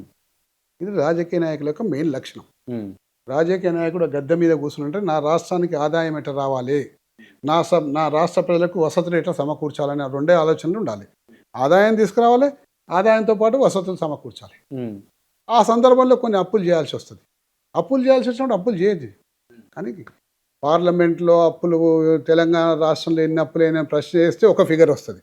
రాష్ట్ర రాజకీయ నాయకులు మాత్రం ఇంకో ఫిగర్ చెప్తారు. మరి వాళ్ళు అబద్ధం ఆడినట్ట, వీళ్ళు అబద్ధం ఆడినట్ట. అంటే పార్లమెంట్లో దేశానికి సంబంధించిన మంత్రి, హ్మ్. ఆ మంత్రి ఒక స్టేట్మెంట్ ఇస్తాడు. ఎవరో సభ్యుడు అడిగిన ప్రశ్నకు ఏ రాష్ట్రాలు ఎన్నెన్ని అప్పులు చేసినాయని చెప్పేసి ఉంటే ఒక ఫిగర్ చెప్తారు. ఆ ఫిగర్ చెప్పినప్పుడు అంటే అది నిజమా, లేకపోతే రాష్ట్ర రాజకీయ నాయకులు చెప్పింది నిజమా అంటే ఇంట్లో అబద్ధం ఆడుతుండ్రు. అబద్ధం ఆడిన వాళ్ళకి శిక్ష చేయాలి. మళ్ళీ ఖచ్చితంగా శిక్ష ఉండాలి. ఎందుకంటే ఇంతమంది ప్రజల్ని తప్పుదోవ పట్టించుకుంటే అబద్ధాల మీదనే నడిపే రాజకీయ నాయకులకు ఈ ప్రజలు బుద్ధి చెప్పాలి అనేది నా ఐడియా. ఓకే. ఎవడో ఒకటి అబద్ధం ఆడుతుంది. హ్మ్. దేశం కంట్రీ మినిస్టర్ ఆడుతుండా, యూనియన్ మినిస్టర్ అబద్ధం ఆడుతుండా, లేకపోతే రీజనల్ యొక్క రాజకీయ నాయకులు అబద్ధం ఆడుతుందా అనేది ఎవరో ఒకరు అబద్ధం ఆడుతుంటారు. ఈ అబద్ధం అంటే లేనిది ఉన్నట్టు, ఉన్నది లేనట్టు కల్పించి చెప్పి, ఇది నేనే చేసిన, ఇది మేమే సృష్టించినాం, దీనికి కారణం మేమే, మంచి విషయాలకు ఇట్లా చెప్పుకోవడం, చెడ్డ విషయాలకు అవతల రాజకీయాల మీద అంటే పాత ప్రభుత్వాల మీద, లేకపోతే వేరే రాజకీయ నాయకుడి మీద తోసేయడం, ఇటువంటి కల్చర్ ఇప్పుడున్న పరిస్థితిలో ఉన్నది. బాగా మీరు యాక్సెప్ట్ చేస్తారు కదా? యాక్సెప్ట్ చేస్తాను. ఇది పోవాలంటే ఏం జరగాలి అసలు? అంటే స్కూల్లో చిన్న పిల్లలు కనుక ఏదైనా మిస్టేక్ చేస్తే, అంటే బోర్డర్ రబ్ చేస్తానో, లేకపోతే పీస్ ఆఫ్ చాక్ ఇస్త్రేస్తానో, లేకపోతే ఏదైనా చిన్న చిన్న థెఫ్ట్స్ అయితే ఒకరి మీద ఒకరు చెప్పుకుంటారు కదా, చాడీలు చెప్పుకుంటారు చిన్నపిల్లలు. ఆ లెవెల్లో ఉంది. అంటే ఈ పొలిటీషియన్స్ వ్యవస్థ కూడా యాక్సెప్ట్ చేస్తారా? ఉన్నది 100% ఉంది. ఎందుకు ఇట్లా మార్పులు ప్రజలలో వచ్చినప్పుడు ఇటువంటి పొలిటీషియన్స్ అన్ని కూడా సెటరేట్ అయిపోతారు. అందరు కూడా సెటరేట్ అయిపోతారు. అంటే మీరు ఏ ప్రశ్న అడిగినా కూడా కార్నర్ చేస్తుంది పబ్లిక్నే. మీరు ప్రజలలో ఎందుకు మార్పు రావాలంటే అబద్ధం ఆడినోనికి, అడ్డగోలుగా మాట్లాడినోనికి ఎక్కువ చప్పట్లు కొట్టి ఎక్కువ షేర్ చేస్తే అబద్ధాలు ఆడుతూనే ఉంటాడు. అడ్డగోలుగా మాట్లాడడానికి ఎక్కువ షేర్లు ఇచ్చేసి వాని వ్యూలు ఎక్కువ చూస్తే, వీడియోలు చూస్తే ఎక్కువ వ్యూవర్స్ చేస్తూనే ఉంటాడు. అదే విధంగా అడ్డగోలుగా మాట్లాడుతూనే ఉంటాడు. మా నాయకుడు ఈ రాష్ట్రాన్ని నేలే నాయకుడు, ఈ శాసనసభ నియోజకవర్గానికి ఈయన ఎమ్మెల్యే, ఈయన కార్పొరేటరు, వీళ్ళొక మంచి పదవి మేము ప్రజలకు కట్టుబెడితే ఈయన మాటలన్నీ కూడా చాలా అడ్డగోలుగా మాటలు ఉన్నాయి. కాబట్టి ఈయనని వ్యతిరేకిస్తున్న మన సంకేతాన్ని ఇట్లా ప్రజలు పంపించగలిగితే వాళ్ళ భాషా విధానం 2 నిమిషాలు సెట్ అయిపోతుంది. అలవాట్లు సెట్ అయిపోతాయి, అబద్ధాలు ఆడడం తక్కువైపోతుంది, మంచి భాష వాడతారు, దేశ ప్రయోజనాలు, రాష్ట్ర ప్రయోజనాల కోసం ఏం చేయాలనో చేస్తారు. రైట్. అండ్ నాకు చాలా రోజుల నుంచి ఉన్న డౌట్, అంటే సిచ్యువేషన్ రాలే కాబట్టి నేను మిమ్మల్ని అడుగుతున్నా. రాజకీయం అంటే సేవ కదా? అవును. యాక్సెప్ట్ చేస్తుంటా 100%. సేవ అంటే జోబులో ఉన్న డబ్బు ఖర్చు అవుతుంది. కానీ ఒక పొలిటీషియన్కి, అంటే ఒక ఎమ్మెల్యే కానీ, ఒక ఎంపీకి కానీ ఆస్తులు ఎట్లా పెరుగుతున్నాయి? ఎక్కడ పెరుగుతున్నాయండి ఆస్తులు? అందరూ ఎందుకు పెరుగుతుండే? ఇప్పుడు వ్యవస్థలో అన్ని వ్యవస్థలలో అవినీతి ఉన్నట్టు ఇక్కడ కూడా అవినీతి ఉంది, ఇక్కడ కూడా కొంతమంది ఆస్తులు పెడుతున్నారు. అందరు ఆస్తులు పెరిగాయి, అంటే లగ్జరీ ఇప్పుడు అందరు ఆస్తులు పెరిగాయి. బిఫోర్ ఎమ్మెల్యే ఇన్నోవా కార్లో తిరిగేటోళ్ళు ఫార్చునర్ కొనుక్కుంటారు. ఒకవేళ ఫార్చునర్లో తిరిగేటోళ్ళు లెక్సస్ లేకపోతే BMW బెంజ్ తీసుకుంటారు. అంటే పెరుగుతున్నాయి కదా వాళ్ళకి ఎన్ని సంపాదన అప్పులు ఉన్నాయి కూడా వస్తుంది. చూడాలిగా, ఆ? ఎన్ని అప్పులు ఉన్నాయి కూడా చూడాలిగా, అప్పులు కూడా ఉంటాయా? అప్పులు కూడా చూడాలిగా, అవి కూడా చూడాలి, ఎమ్మెల్యేలకు అప్పులు ఉంటాయా? చూడాలిగా. మీరు అది చూస్తే తెలుస్తాయి. ఆ, అప్పులు ఉన్నాయని బయట చెప్పుకుంటాము, మనం చెప్పలేం కదా. ఆ, అప్పులు ఉంటాయి, డెవలప్మెంట్ అవుతాయి. ఆటోమేటికల్గా మన వ్యాపారాలు మనం చేసుకుంటాం, మనం ఇన్కమ్ చేస్తాం. ఇది రాజకీయం అంటే ఉట్టివి ఆషామాషి విషయం కాదండి. ఉమ్, ఎన్నో వేల మంది ప్రజల యొక్క ఆకాంక్షలను నెరవేర్చాల్సిన బాధ్యత ఇది. ఉమ్, హంగు ఆర్భాటంతో సైరన్లు వేసుకొని నా వెనక 4 బండ్లు 5 బండ్లు తీసుకొని పోయి అది గొప్పలు చెప్పుకోవడానికి కాదు ఈ పదవి. ఉమ్, ఎంతో నమ్మకంతో మనకి ఈ ప్రజలు ఈ బాధ్యత కట్టబెట్టినారు. ఉమ్, అంతే వినమ్రతోటి అంతే నమ్మకంతో ఆ బాధ్యత నెరవేర్చాల్సిన అవసరం ఉంటుంది. ఉమ్, ఇందులో అనేక రకాల ఆరోపణలు వస్తాయి. మీరు అంటున్నట్టు రాజకీయ నాయకులు అంటే రాజకీయ నాయకులు మీరు ఆస్తులు పెంచుకోలేదా అని చెప్పేసి అంటున్నారు. చాలా తప్పండి. చాలామంది ఇలా రాజకీయాల్లో వండుకుంటూ ఇలా సైడ్ లైన్ అయిపోయి రాజకీయాల్లో ఖర్చు పెట్టి ఉన్న ఇల్లు అఫిడవిట్లు అమ్ముకుంటూ చెప్తాయి కదా, అంటే మీ గ్రాఫ్ ఏంది, మీ సంపాదన ఏంది? చూడండి. నా ఇప్పుడు అఫిడవిట్ అంటే నాట్ ఓన్లీ మిమ్మల్ని మాత్రమే అంటలేను నేను, అంటే ఎమ్మెల్యేలను చూడండి, చాలా మంది ఎమ్మెల్యేలు చూడండి, చాలా మటుకు అఫిడవిట్లలో ఉన్న వాటికే ఉంటాయి, ఎక్కువ ఏం పెరిగాయి. దాంతోపాటు అప్పులు ఉంటాయి. అప్పులు ఏం పెద్ద మనము ప్రజలకు చెప్పుకోలేం కదా. కాబట్టి అనేక రకాల ఇబ్బందులు ఉంటాయి. రాజకీయ నాయకులు ఒక్కరే గ్రో అవుతుందనేది కరెక్ట్ కాదు, తప్పది. రాజకీయ నాయకులు కూడా చాలా కష్టపడతారు, చాలా శ్రమతోటి కూడుకున్న పని. కనీసం ప్రభుత్వ ఉద్యోగికి ప్రతి ఆదివారం వస్తే సెలవు, మేము ఆదివారం నాడు ఎక్కువ పని చేయాల్సి వస్తుంది. పండగ వస్తే సెలవు, మేము పండగ నాడు ఎక్కువ పని చేయాల్సి వస్తుందండి. ఎందుకంటే ఆ రోజు ప్రజలకు సెలవు ఉంటుంది కాబట్టి ప్రజలు ఎక్కువ మా దగ్గరికి వస్తారు. రోజు వచ్చే విజిటర్స్ కన్నా ఎక్కువ డబల్ విజిటర్స్ ఆ రోజు వస్తారు. కాబట్టి ఇంతమంది వస్తున్నారు ఆయన, నేను ఇంట్లో వండుకుంటే బాగుండదని చెప్పేసి వాళ్ళ కోసం చేయాల్సి వస్తుంది. ఆ రోజు ఎక్కువ బిజీ షెడ్యూల్ ఉంటుంది. ఈ విధంగా అనేక రకాలుగా ఇబ్బందులు ఉంటుంది. ఒకరు గుడి కడుతున్న వస్తు చందా ఇవ్వమంటారు, ఒకరు మేము హాస్పిటల్లో ఉన్నాం బిల్లు తక్కువైందని చెప్పేసి సహాయం అడుగుతారు. పేద ప్రజలు వాళ్ళకి ఏదో పాపం నిజంగా జెన్యూన్ అవసరం ఉంటుంది. మా పిల్లవాడు బాగా చదివిండు, మేము కాలేజీలో చేర్పియలేమని చెప్పేసి ఉంటుంది.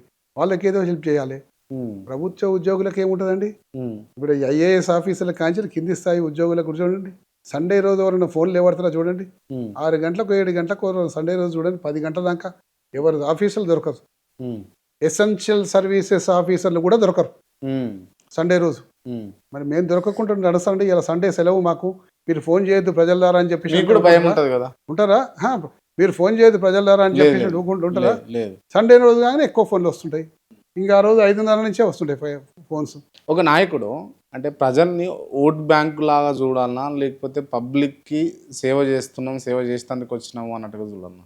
నా ప్రజలకు ఏం కావాలి, ఈసారి ఈ సమస్యలు ఉన్నాయి, ఈ రాబోయే 5 సంవత్సరాలు ఈ సమస్యలు తీర్చేస్తే వచ్చేసారి ఈ సమస్యల కోసం ప్రజలు నా దగ్గర రావద్దు అనే ఆలోచనతో నేను సేవ చేస్తాను. ఈసారి ఈ సమస్యలు ఉన్నాయి, ఈ సమస్య తీర్చేసేస్తే వచ్చేసారి రావద్దు. నేను అట్లా టార్గెట్ పెట్టుకొని పనిచేసిన. ఆ టార్గెట్ తోటి ఇవాళ నేను మీకు చెప్పమంటే కూడా చెప్తే ఏమేమి పనులు చేసినావు. అవును, నేను విన్నా. అంటే లాస్ట్ టైం కూడా నేను మిమ్మల్ని అడిగినా, మళ్ళీ అడుగుతున్నా. మీరు స్పెషల్గా ఎలిమినార్ కాన్స్టిట్యున్సీకి మేనిఫెస్టో పెట్టుకుంటారట? అవును, ప్రతి కాన్స్టిట్యున్సీకి నాకు ఈ 5 సంవత్సరాలు నా ప్రజలకు నేను ఏం చేయాలి. ఇప్పుడు నా కాన్స్టిట్యున్సీ ఒక విచిత్రమైన కాన్స్టిట్యున్సీ. గ్రామాలలో ఉన్న కాన్స్టిట్యున్సీ గ్రామాలు అదే విధంగా ఉంటాయి. ఉదాహరణ మీకు ఒక ఉదాహరణ చెప్తా.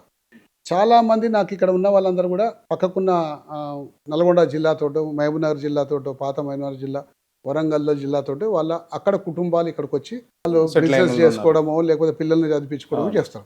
సార్ మా గ్రామంలో రోడ్లు మంచిగా ఉన్నాయి సార్, మీ హైదరాబాద్ సిటీలో GHMCలో లేవు సార్ అంటారు. లేవు సార్ అంటారు. నిజంగా కూడా లేవు. ఎందుకంటే అది గ్రామమే. 50 ఏళ్ల క్రితం ఆ గ్రామం ఉంది, ఇప్పుడు కూడా ఆ గ్రామమే ఉంది. అందులో ఎంత జనాభా ఉంది అంతే, ఇంతకుమించి ఎక్కువ ఫ్లక్చువేషన్ కాదు. హైదరాబాద్ పట్టణం ఆ విధంగా ఉండదు. నేను మొదటిసారి నిలబడ్డప్పుడు 700 చిల్లర కాలనీలే ఉండే, ఇప్పుడు 1000 అయినాయి కాలనీలు. ఈ 3 టర్మ్లో దాదాపు 300 కాలనీలు కొత్త కాలనీలు అవతరించినాయి. ఈ అవతరించిన కాలనీలకు నేను పెట్టాలిగా అన్ని. వాటర్ ఇప్పియాలి, డ్రైనేజ్ ఇప్పియాలి, మంచినీళ్ళు ఇప్పియాలి, మన రోడ్లు వేయాలి, కమ్యూనిటీ హాల్లు, వీధి దీపాలు, మరి పార్కులు, ప్లే గ్రౌండ్లు ఇవన్నీ చేయాలి. ఇవన్నీ ఒక్కసారి చేయలేను కదా. దీనికో 10 సంవత్సరాలు టైం పడుతుంది. 10 సంవత్సరాల్లో ఒక 30% చేయగలుగుతాం. ఎందుకంటే 300 కాలనీలు ఒక 10 సంవత్సరాలు వచ్చినాయి. శివారు ప్రాంతాల్లో ఉన్న కాలనీలన్నీ కూడా. ఈ 300 కాలనీకి మౌలిక సదుపాయాలు కల్పించాలంటే మామూలు విషయం కాదండి. గ్రామం ఇంత విస్తరిస్తుందా? విస్తరించదు. అది అంతే గ్రామం ఉంటుంది కాబట్టి ఆడ రోడ్లు ఉంటాయి. నాకు కూడా నా కాలనీలో గంతే ఉంటే ఇవి పెరగకుంటే నేను కూడా అన్నీ చేయగలుగుతుంటుంది. కాబట్టి ఎక్స్పాండ్ అవుతా ఉంది. నాకు సిటీకి గ్రామానికి ఉన్న తేడాది. ఈ తేడాను గమనించుకుంటుంటే మనకు హైదరాబాదు జిహెచ్ఎంసీలో ఉన్న ఎమ్మెల్యేలకి ఎంత శివారు ప్రాంతాల్లో ఉన్న ఎమ్మెల్యేలకు, సిటీలో ఎమ్మెల్యే కాదు, సిటీలో ఉన్న ఎమ్మెల్యేలకు మాకు తేడా చెప్తా వినండి. ఇలా హైదరాబాద్ సిటీ ఎమ్మెల్యేస్ తీసుకోండి, ఇలా జూబ్లీ హిల్స్ తీసుకోండి, మన అంబర్పేట తీసుకోండి, లేకపోతే ఇంకా సిటీలో ఉన్న అన్ని ప్లేసెస్, వేరే నియోజకవర్గం ముషీరాబాద్ తీసుకోండి, ఇవన్నీ తీసుకోండి. వాళ్ళకు అక్కడ కొత్తగా రోడ్లు వేసుకోవాల్సి, కొత్తగా మంచినీళ్ళు ఇవ్వాలి, కొత్తగా డ్రైనేజ్ లైన్ ఇవ్వాలి, కొత్తగా వీధి దీపాలు వేయాలి, కొత్తగా కమ్యూనిటీ హాల్ కట్టేయాలి, పార్క్ చేయాలి, ప్లే గ్రౌండ్ చేయాలన్న పరిస్థితి వాళ్ళకు ఉండదండి. ఆల్రెడీ అంత ఇన్ఫ్రాస్ట్రక్చర్ ఉంది. అవును, ఆ ఇన్ఫ్రాస్ట్రక్చర్ మెయింటెనెన్స్ మాత్రమే చేసుకోవాలి. ఓకే, మెయింటెనెన్స్ చేసుకోవాలి. అంటే ఈ ఎక్స్పాన్షన్ అవుతా ఉంటే మీకు పని పెరుగుతూ ఉంది. శివారు ప్రాంతాల్లో ఎమ్మెల్యేస్కు చాలా ఛాలెంజెస్ ఉంటాయి. వాళ్ళకేమో కేవలం మెయింటెనెన్స్ చేసుకోవాలి, మేము అన్నీ కొత్త చేసుకోవాలి. వస్తాయిగా, అంటే వాళ్ళకు కూడా ఇప్పుడు కొత్త బిల్డింగ్లు వస్తుంటాయి. కొత్త బిల్డింగ్ వచ్చినప్పుడు ఏంటంటే ఆల్రెడీ ఇన్ఫ్రాస్ట్రక్చర్ ఉంటుందండి చాలా మటుకు. ఎప్పుడన్నా గిట్లనే ఇన్ఫ్రాస్ట్రక్చర్ బాగా వాహనాలు రద్దీ రోడ్డు ఖరాబ్ అయితే రోడ్ వేసుకోవాలి. డ్రైనేజ్ అప్పట్లో వేసిన డ్రైనేజ్ లైన్స్ కొన్ని మార్చుకోవాలి. మాకేం కాదు, అన్ని కొత్త చేసుకోవాలండి. ఇలా వాటర్ లైన్ కొత్తది వేయాలి. కొత్తది వేసేటప్పుడు మేము ఈ ప్రాంతం ఏ విధంగా డెవలప్ అవుతుంది, గ్రోత్ ఏ విధంగా ఉన్నది, ఇంత ఫాస్ట్ ఇప్పుడు వేసిన లైను నాకు ఒక 20 సంవత్సరాలన పనిచేయాలి, ఇప్పుడు వేసిన డ్రైనేజ్ లైన్ ఒక 20 సంవత్సరాలు పనిచేయాలి, వాటర్ లైన్ 20 సంవత్సరాలు పనిచేయాలి, ఒక రోడ్డు 20 ఏళ్ళు ఉండాలి. ఇవన్నీ ఆలోచన చేసుకొని వేయాలండి. నేను వేస్తే అండి 3 నెలలు 3 సంవత్సరాలలో దాదాపు ఒక కాలనీలో 500 ప్లాట్లు ఉన్నాయనుకోండి. ఇప్పుడు 50 ప్లాట్లలో ఇల్లు కట్టిరు. ఈ 500 ప్లాట్లలో 50 ప్లాట్లు ఇల్లు కట్టిరు. 50 ప్లాట్లకు సరిపడే లైన్ వేస్తే సరిపోతుందని చెప్పేసి అంటే నెక్స్ట్ 2 ఇయర్స్లో 300 ఇండ్లు అవుతాయి. అవును, అప్పుడు ఏం చేయాలి, ఇవన్నీ పలగొట్టి మళ్ళీ మార్చి ఏమంటావు అంటే దీన్ని కూడా మేము అసెస్ చేయాలి. అంటే ఒక 20 ఇయర్స్ ముందే ఆలోచించి చేసుకోవాల్సి వస్తుంది. ఆలోచన చేయాలి. 20 ఇయర్స్ ముందర ఆలోచన చేయాలంటే లేని ఖాళీ ప్లాట్ దగ్గర వేయలేము, అంత డబ్బు మన దగ్గర లేదు. ఉన్న వాళ్ళకి ఫెసిలిటీ ఇవ్వాలి. రాబోయే రోజుల్లో ఆలోచన చేసి దీని పరిణామం పెంచాలి. ఇప్పుడు 6 ఇంచుల పైప్ లైన్ వేయాలి 50 ఇండ్లకు, కానీ 6 ఇంచుల పైప్ లైన్ నేను వేస్తే చూస్తూనే 300 ఇండ్లు అవుతాయి. కాబట్టి వేసే సాహసం చేసి ఈ 6 ఇండ్ల కోసం అని చెప్పేసి ఓ 10 ఇంచులో 12 ఇంచులో వేసేద్దాం. వేసేస్తే అప్పుడు ఒక 300 ఇండ్లు అయినా కానీ ఒక కనీసం 20 సంవత్సరాలు సర్వ్ అవుతుంది అన్న ఆలోచన కూడా మేము చేయాల్సి. ఓకే, ఇప్పుడు 50 ఇండ్లకు మంచినీటి సరఫరా ఇస్తున్నాం, ఒక ఇంచ్ ఇస్తున్నాము. కానీ రాబోయే 2-3 సంవత్సరాల్లో ఇక్కడ చూస్తుంటే వాతావరణం చూస్తుంటే ఒక 300 ఇండ్లు వస్తాయి. కాబట్టి నేను కొంచెం పెద్ద పైప్ లైన్ వేయాలి, కొంచెం దానికి డబ్బు ఎక్కువ ఖర్చు అవుతుంది, దానికి వేసి పెట్టాలి. అట్లా ఇల్లు పెరుగుతూ ఉన్నాయి, అట్లా కనెక్షన్స్ ఇచ్చుకుంటూ పోతూ ఉంటాం. Right, okay. అండ్ ఇప్పుడున్నటువంటి పరిస్థితులలో ప్రతి రాజకీయ పార్టీ మేము అధికారంలోకి రావాలి అంటే ఏమేందో బీఆర్ఎస్ కావచ్చు, కాంగ్రెస్ కావచ్చు, లేకపోతే బీజేపీ కావచ్చు, లేకపోతే కొత్తగా వచ్చిన పార్టీలు కావచ్చు, మేము అధికారంలోకి రావాలి. అధికారం కోసమే కొంతమంది పార్టీలు పెట్టిన వాళ్ళు ఉన్నారు, కొంతమంది పనిచేస్తున్న వాళ్ళు ఉన్నారు. ఏముంటుంది అసలు అధికారంలో? ఏముంటుందంటే అధికారంలో రాష్ట్రానికి సేవ చేయాలన్న తపన ఉంటుంది. తపన ఉంటుంది. అంటే మీరు ఒకవేళ నిజంగా సేవ చేయాలి అనుకోండి, ఇంతసేపు మనం మాట్లాడినాం కదా, ఈ అంశాలు ఒక దేవిరెడ్డి సుధీరెడ్డికి వచ్చినాయా? అంత ముందుకు ఏ పొలిటీషియన్ రాకుండా వచ్చినా? ప్రతి రాజకీయానికి ఉంటుంది. సరైన ప్రణాళిక చేసుకోవాలి, కఠినంగా వ్యవహరించాలి. ఈ అధికారం నాకు వచ్చినాక దీన్ని కాపాడుకోవడం చాలా కష్టమైన పని. ఎమ్మెల్యేగా చాలామంది గెలుస్తారు. అధికారానికి వచ్చినాక ప్రణాళికలు చేసుకోవాలి, కఠినంగా ఉండాలి. కఠినంగా వండుకుంటూ ప్రజలకు ఉపాధి అవకాశాన్ని కల్పించుకుంటూ రాష్ట్ర ప్రజలకు రాబోయే తరానికి ఏం కావాలని ఆలోచన చేయాలి. నేను అన్ని ఫ్రీగా ఈ అధికారం సీటు మీద ఎక్కిన నెక్స్ట్ 5 సంవత్సరాల తర్వాత ఈ సీటు మీద ఇదే విధంగా పర్మనెంట్గా కూర్చోవాలని ఆలోచన చేస్తే కొన్ని రకాల ఉచితాలు కానీ ప్రజలకు కొన్ని రకాల కాంప్రమైజ్ కానీ కావాల్సి వస్తుంది. నేను ఉన్నన్ని రోజులు సక్రమంగా చేస్తా, కఠినంగా చేస్తా, ఎవరేమనుకున్నా పర్వాలేదు, ప్రజలకు న్యాయం చేస్తా అనుకుంటే పర్వాలేదు. కానీ రాజకీయ నాయకుల అధికారం అది రాగానే కొంచెం వాళ్ళ ఆలోచన ధోరణి మారుతుంది. మారే వరకు ఏంటంటే కాంప్రమైజ్ అయిపోతారు. కాంప్రమైజ్ అయ్యే వరకు ఏంటంటే ప్రజలకు నిజంగా ఆలోచన చేసి వీళ్ళకు సరైన మార్గాన్ని చూపెట్టే బదులు ఉచితాలు ఇచ్చే ప్రయత్నం చేస్తారు. విత్ ఇన్ ద రాజకీయాల్లో అబద్ధాలు ఆడే ప్రయత్నం చేస్తారు. అసలు అబద్ధాలు ఎందుకు ఆడాలి రాజకీయ నాయకులు? వాగ్దానాలు చేసేటప్పుడే ఆలోచన చేసి చేయాలిగా. నేను చేయలేనంటే ఏమవుతుందండి? ఏం చేయాలని నేను చేయలేనంటే ప్రజలు నన్ను కొడతారా? నేను లేకపోతే నువ్వు చేయాలని చెప్పి ఒప్పుకోమంటారా? మాకు కూడా ఓట్లు వేస్తారు. ఆ పరిస్థితులు ఎదురైతాయి. ఓట్లు. కొన్ని ఖాళీలకు వచ్చినాక మాకు ఈ పని చేస్తేనే మేము ఓట్లు వేస్తామండి, ఖాళీ అంతా తీర్మానం చేసి ఉంటాం. ఆ పని నేను చేయగలిగితే ప్రయత్నం చేస్తా అంట. ఉమ్. చేయలేనిది అయితే చెప్పేస్తా, నేను ఈ పని అయితే చేయలేను, మీ ఇష్టం. చెప్పిన సందర్భాలు కూడా చాలా ఉన్నాయి. నేను ఈ పని చేయలేను, నాకు నేను ఈ పని చేయలేని చెప్పేస్తా. మేము చేయగలిగిన వాళ్ళకే ఓట్లు వేస్తాం, దండం పెడతాం, వచ్చేస్తాం. నాకైతే అనేక సంఘటనలు జరిగినాయి. ఓకే. ఇప్పుడు ఒక రాష్ట్రం అభివృద్ధి చేయాలండి. అభివృద్ధి చేయాలంటే రాష్ట్రంలో ఉన్న అనేక రకాల ప్రజలు, ఉమ్. రైతులు ఉంటారు, వ్యాపారవేత్తలు ఉంటారు, విద్యార్థులు ఉంటారు, గృహిణులు ఉంటారు, ఉమ్. మహిళా కాలేజీలు ఉంటాయి, ఉమ్. పురుషుల కాలేజీలు ఉంటాయి. ఇట్లా అనేక రకాల వ్యవస్థలు అనేక రకాలు ఉంటాయి. ఉమ్. కుర్చీ మీద కూర్చోగానే ముఖ్యమంత్రి గారు ఫస్ట్ ఎటువంటి ఆలోచనలు చేయాలి? ఉమ్. ఇప్పుడు తెలంగాణ రాష్ట్రాన్ని సాధించుకున్నాడు కేసీఆర్ గారు, సాధించుకున్నాడు. ఉమ్. తెలంగాణ రాష్ట్రాన్ని పోరాటం చేసి సాధించుకున్నాడు. కాబట్టి సాధించుకున్న రాష్ట్రంలో అనేక మంది విమర్శలు చేసినట్టు కాకుండా దీన్ని ఒక మోడల్గా చూపెట్టాలనే ఒక పట్టుదల కూడా ఆయనకు ఉండే. దీన్ని ఒక మోడల్గా చూపెట్టాలి, భారతదేశంలో అత్యున్నత రాష్ట్రంగా తీర్చిదిద్దాలి అని చెప్పేసి ఇలా కాళేశ్వరం కట్టించాడు. కాళేశ్వరం కట్టిస్తే అత్యధిక పంట మన దగ్గర వెళ్ళింది. ఉమ్. అత్యధిక పంట మన దగ్గరికి వెళ్ళింది. అది రికార్డ్సే చెప్తున్నాయి. అవును. అత్యధిక పంట వెళ్ళింది. ప్రతి దగ్గర భూగర్భ జలాలు పెరిగిపోయినాయి, అగ్రికల్చర్ ల్యాండ్స్ విలువలు పెరిగిపోయినాయి. గ్రామీణ ప్రాంతాల్లో కూడా 30 లక్షల రూపాయలు ఇలా ఎకరం పలికిందప్పుడు. అవును. కొన్ని ప్రాంతాల్లో 1 కోటి 2 కోట్లు కూడా పలికింది. అవును. భూముల ధరలు బాగా పెరిగినుండే. ఎంతో మంది బయటకెళ్ళి ఇన్వెస్టర్లు వచ్చి రాష్ట్రంలో ఇన్వెస్ట్ చేసిండ్రు. ఉమ్. ఎన్నో టవర్స్ వచ్చినాయి.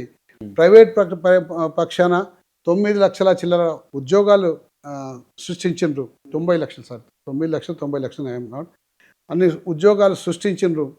ఐటీ కంపెనీస్ వచ్చినాయి, ప్రైవేట్ పరంగా ఉద్యోగాలు వచ్చినాయి, ప్రభుత్వ పరంగా 1,58,000 ఉద్యోగాలు 10 సంవత్సరాల్లో ఇచ్చిండ్రు. ఓకే. ఏ డిపార్ట్మెంట్ వైజ్ ఇచ్చిందో కూడా లిస్ట్ మీకు ఇస్తా.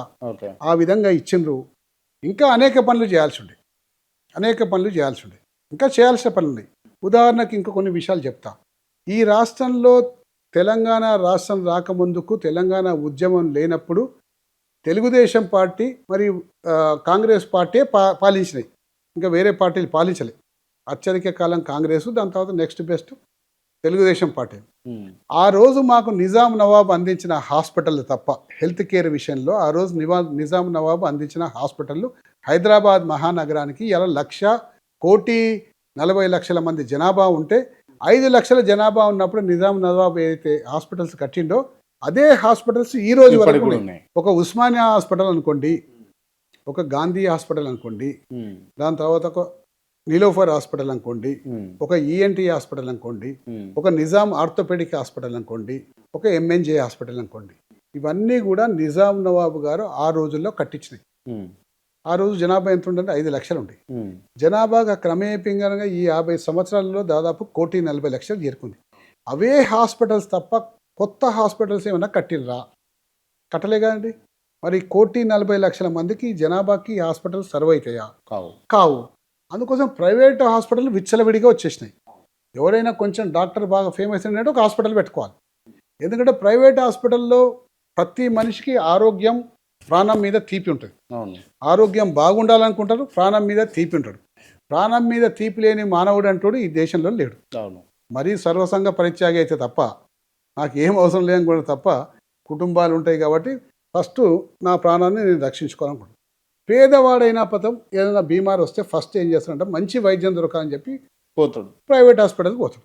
పోయేవరకు ప్రైవేట్ హాస్పిటల్లో మొత్తం ఎక్కడ లేని బిల్లులు వేసేసి ఆడు జీవితాంతం కోలుకోలేక, ఇక్కడ ఆరోగ్యపరంగా కోలుకున్నా ఆర్థిక పరంగా కోలుకోలేని పరిస్థితికి వచ్చేస్తాడు. ఆ బిల్లు కట్టాలంటే ఖచ్చితంగా అప్పు తేవాలి. అప్పు తేవాలంటే భార్య మీద నగలమ్మాలి, లేదంటే ఊర్లో ఉన్న 1 ఎకరం 2 ఎకరాలు అమ్ముకోవాలి. ఈ వేసేసి అప్పు కట్టాలి, ఈ బిల్లులు కట్టాలి. బిల్లులు కట్టినాక దాని తర్వాత ఏమి ఉండదు ఉపాధి. దాని తర్వాత చెప్తున్నా జీవితాంతం మళ్ళీ కోలుకోకుండా దెబ్బతింటాం. ఈ విధంగా ప్రైవేట్ హాస్పిటల్ పరిస్థితి ఉంది. ఇవాళ ప్రభుత్వాలు ఉచితాలు ఇచ్చే బదులు ఈ రాష్ట్రంలో ప్రతి నియోజకవర్గానికి అనుకోండి ఒక 50 బెడ్లో 100 బెడ్లో గవర్నమెంట్ హాస్పిటల్ ఎందుకు పెట్టరు? నెంబర్ 1. ఒక 4-5 నియోజకవర్గాలకు కలిపి ఒక 1000 పడకల ఆసుపత్రి ఉండాలి. ఈ విధంగా దాదాపు ఇప్పుడు మాకు టిమ్స్ హాస్పిటల్ కడితే 1,200 కోట్ల రూపాయలు అవుతుంది. ఈ 1,200 కోట్ల రూపాయలు ఇక్కడ ఏర్పాటు చేస్తే మా ప్రాంత ప్రజలకు, నేను దాదాపు 30 సంవత్సరాల నుంచి చూస్తూ ఉన్నా, రోజు నా దగ్గరికి కనీసం 5 నుంచి 10 మంది వస్తారు. ఈ హాస్పిటల్లో బిల్లు తగ్గింది, ఈ హాస్పిటల్లో బిల్లు తగ్గింది, ఈ హాస్పిటల్లో బిల్లు తగ్గింది, ఈ హాస్పిటల్ బిల్లు తగ్గిందని వస్తారు. వాళ్ళు పేదవాళ్ళు, బీమార్ అవుతారు. బీమార్ అయినప్పుడు ఏంటంటే నా కుటుంబం ఏడ తల్లడిల్లుతుందో, నేను లేకపోతే నా కుటుంబం ఇంకా ఇబ్బందులు పడుతుంది, కాబట్టి నేను మంచిగా వైద్యం చేయించుకోవాలి అని అందుబాటులో ఉన్న ప్రైవేట్ హాస్పిటల్కి పోతాడు. పోయేవరకే ప్రైవేట్ హాస్పిటల్లో బిల్లు ఎక్కువైపోతుంది. అతనికి స్తోమత ఉండదు. డిస్కౌంట్ చేయండి, తగ్గించండి అని చెప్పి పాపం దీనంగా మా దగ్గరకు వస్తారు. మా శాయశక్తులు మేము ప్రయత్నం చేస్తాం. 50,000, 40,000, 60,000 ఎంతో తక్కువ చేస్తాం. సపోజ్ ఒక 2 లక్షలు అయిందనుకోండి బిల్లు, ఒక 25,000 తక్కువ చేపిస్తాం. మిగతా అయితే 1,75,000 కట్టాలిగా. అతనికి ఆ 1,75,000 కట్టే స్తోమత కూడా ఉండదు. కానీ అది అప్పు చేసి కడతారు. ఆ విధంగా ఏ విధంగా కట్టేస్తారు. ఆ అప్పు తీరాలంటే కష్టమవుతుంది. ఇట్లా అనేక మంది రోజు వస్తూనే ఉంటారు. ఈ అనేక మంది వచ్చేది ఇప్పటికీ తగ్గలేదు. 30 సంవత్సరాలు గడిచిపోతున్న రోజులు పెరుగుతుంది. అది ఎందుకు పెరుగుతుంది, ఎక్కడ పెరుగుతుంది? ప్రైవేట్ ఆసుపత్రుల యొక్క ప్రాబల్యం పెరిగిపోయి ప్రభుత్వ ఆసుపత్రుల మీద నమ్మకం పోవడం వల్ల, ప్రజలందరూ కూడా ప్రైవేట్ హాస్పిటల్ వద్దకు పరుగు తీయడం వల్ల ఈ దుస్థితి ఏర్పడ్డది.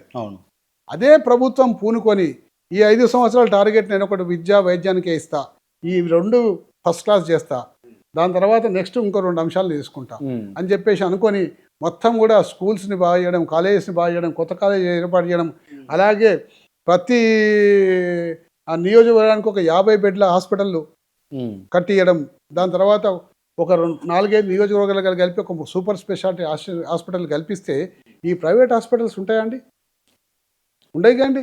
ఎవరి కాళ్ళకి మంచి వైద్య సదుపాయం దొరికితే ప్రైవేట్ హాస్పిటల్ వెంటనే పోటీలో వాళ్ళు స్ట్రగుల్ కావాలంటే నిలబడుకోవాలంటే ఖచ్చితంగా ధరలు తగ్గించుకోవాల్సి వస్తాయి. తద్వారా ఒక పేదవానికి మీకు న్యాయం జరిగే అవకాశం ఉంటుంది. అదేవిధంగా ప్రైవేట్ స్కూల్స్లో 2 లక్షలు 3 లక్షలు ఫీజు అండి. ఇలా కొన్ని స్కూల్స్లో 5 లక్షలు 10 లక్షలు ఫీజు ఉన్నాయి సంవత్సరానికి. పర్ ఇయర్ 10 lakhs ఉన్నాయి ఫీజు కొన్ని స్కూల్స్. ఒక మోస్తారు స్కూల్స్ అయితేనేమో 1-2 లక్షలు ఉంటుంది. నేను చదువుకున్నప్పుడు నా చిన్నతనంలో మా ఫాదర్ అనుకుంటా మొత్తం కేజీ టు నాకు కేజీ నుంచి పీజీ నాకు డిగ్రీ అయ్యే వరకు మొత్తం ఒక 50,000 పెట్టిండవు. మొత్తం ఇంటర్మీడియట్ అనుకోండి, అన్ని ఫీజులు కలిపితే ఒక 40-50,000 కావచ్చు, అంతకన్నా కూడా ఎక్కువ కాకుండా వచ్చు అనుకుంటా. ఇప్పుడు ఒక్క నెలకు ఫీజు 50,000 కట్టాల్సి. ఏడికెళ్ళి కడతారండి? ప్రభుత్వ పరంగా మంచి స్కూల్స్ ఓపెన్ చేస్తే ఆటోమేటిక్ ప్రైవేట్ స్కూల్స్లో మీకు అంటే ఆల్మోస్ట్ చాలా మంది పొలిటీషియన్స్కి స్కూల్స్, కాలేజెస్, హాస్పిటల్స్ ఉన్నాయి కదా, ఇంట్రెస్ట్ చూపిస్తారా మరి వాళ్ళు? చూపెట్టాలండి తప్పనిసరిగా. పొలిటీషియన్స్కి ఇది ఉన్నది కాబట్టి అది చేయొద్దని చెప్పేసి కూడా మనం సమాజానికి ద్రోహం చేస్తున్నట్టే. మనం సమాజానికి ద్రోహం చేస్తున్నాం, మంచి చేసినట్టు కాదు, చెడు చేస్తున్నట్టే. ఖచ్చితంగా మాట్లాడినందుకు మీకు కూడా అంటే ఎవరైతే హాస్పిటల్ కాలేజీలు ఉన్నాయో వాళ్ళు శత్రువులాగా మారండి. ఏమవుతుందండి చెప్తున్నాగా, నేను ఇంతకుముందు చెప్పినాగా, ఏదో విధంగా మనము కొత్త మార్పు తీసుకునే ప్రయత్నం చేయకపోతే మనము కష్టం. చేసే ప్రయత్నంలో ఎన్నో అవాంతరాలు ఎదురవుతాయి, ఎన్నో దాడులు ఎదురవుతాయి, శత్రువుగా చూసే అవకాశం ఉంటుంది. కానీ ఎవరో శత్రువులుగా చూస్తారని చెప్పేసి నా ప్రాంత ప్రజలకు కానీ నాకు కానీ నా ప్రాంత ప్రజలకు కానీ అన్యాయం అవుతుందంటే నేను ఊరుకోను. చేయాల్సిందే, ఖచ్చితంగా ప్రభుత్వాలు చేయాల్సిందే, ఆలోచనను మార్చుకోవాల్సిందే, ఆలోచన ధోరణి మార్చుకోవాలి రాజకీయ నాయకులు. నాట్ ఓన్లీ ఈ రాష్ట్రంలో ఉన్న రాజకీయ నాయకులే కాదు, భారతదేశంలో ఉన్న అందరు రాజకీయ నాయకులు వాళ్ళ ఆలోచన ధోరణి మార్చుకోవాలి. ఆ విధంగా ప్రజలు కూడా ఆ డైరెక్షన్లో చూపెడితే తొందరగా మార్చుకుంటారు. ప్రజల్లో ఎప్పుడైతే మార్పు వస్తుందో అన్నీ మార్చుకుంటారు. నేను నిన్న మొన్న విన్నాండి, ఈ తమిళనాడులో ఎన్నికైన కొత్త ముఖ్యమంత్రి ఫీజును 26,000 పెట్టినట్టు తెలిసింది. 26,000 రూపాయలు ఫీజులన్నీ కూడా తగ్గించాలని చెప్పేసి ఏదో జీవో తీసుకొచ్చినట్టు తెలిసింది. మరి అక్కడ చేయగలిగినప్పుడు ఇక్కడ ఎందుకు చేయలేరండి? మన రాష్ట్రంలో కూడా చేయగలుగుతారుగా. అందుకనే అంటున్నా, సాహసోపేతమైన నిర్ణయాలు తీసుకుంటేనే తప్ప ఈ రాష్ట్ర రాజకీయాలు కానీ దేశ రాజకీయాలు కానీ భవిష్యత్తు తరాలకు మంచి ఫలాలు రావు. తీసుకోవాల్సిందే. కానీ రాజకీయ నాయకులకు బాగా స్వార్థం ఉంటుంది. వాళ్ళు ఫస్ట్ వాళ్ళు ఉన్నతంగా ఎదగాల, వాళ్ళు లావిష్ ఉండాలి, ఇవన్నీ చూసుకుంటారు అని అంటారు బయట. నేను అనుకుంటున్నానండి, నేను చాలామంది స్నేహితులతో గతంలో పంచుకున్నప్పుడు గత జన్మలే బాగా పాపాలు చేసుకుంటే ఈ జన్మలో రాజకీయ నాయకుడు అయిపోతాడేమో అని నాకు అనిపిస్తుంది. ఎందుకంటే గత జన్మల పాపాల శిక్ష అంతా కూడా అదృష్టం కాదా ఒక పొలిటీషియన్ కావడం అనేది? అట్లా కానే కాదండి, చాలామంది అట్లా అనుకుంటారు. ఎమ్మెల్యే అనగానే ఏదో దోసుకుంటాడని, లేకపోతే ఈయనకేం తక్కువ అవుతుందని చెప్పి అనేక రకాల సామాన్య ప్రజలకు ఉన్న కష్టాలే మాకుంటాయి. కాకపోతే బాధలందరూ మాకొచ్చి చెప్తుంటారు కాబట్టి మేము అందరం వాటికి పరిష్కారం చేసే దిశలో ఉన్నప్పుడు మా బాధను మేము వ్యక్తం చేయము. అంతే అంతే, సేమ్ వాళ్ళ బాధలు గుండె ధైర్యం అంటే ధైర్యం అంతే, ఇస్తారు అంతే. ధైర్యంతో నడిపిస్తాం అంతే. ఆ. మా బాధను మేము అంటే వ్యక్తం మీకు చేయం. కూడా బాధలు ఉంటాయి. అన్ని బాధలు సామాన్య ప్రజలకు ఏ బాధలు ఉన్నాయి, మాకు కూడా ఏ బాధలు ఉన్నాయి. ఉమ్. కానీ రోజు నాకు వచ్చి చెప్తా ఉంటే నా బాధను నేను వ్యక్తం చేయలేంగా. నన్ను నమ్మి ప్రజలు నా దగ్గరకు వచ్చినప్పుడు ఉమ్. నీ సమస్య పరిష్కారం చేయరా, నా బాధ కూడా వినరా అని చెప్పి నేను చెప్తానా? చెప్పలేనుగా. అవును, అది నాయకత్వ లక్షణం కాదుగా. అవును. ఎస్, నా బాధ ఎంతైనా ఉండని నా మనసులో పెట్టుకుంటా. నా దగ్గరికి వచ్చిన ఏం న్యాయం చేయగలనే ప్రయత్నమే చేస్తా. కానీ నా బాధ చెప్ప. చాలామంది పాపం నాకు దగ్గర సన్నిహితులు, నా కార్యకర్తలు అనేక రకాల బాధలు చెప్తారు.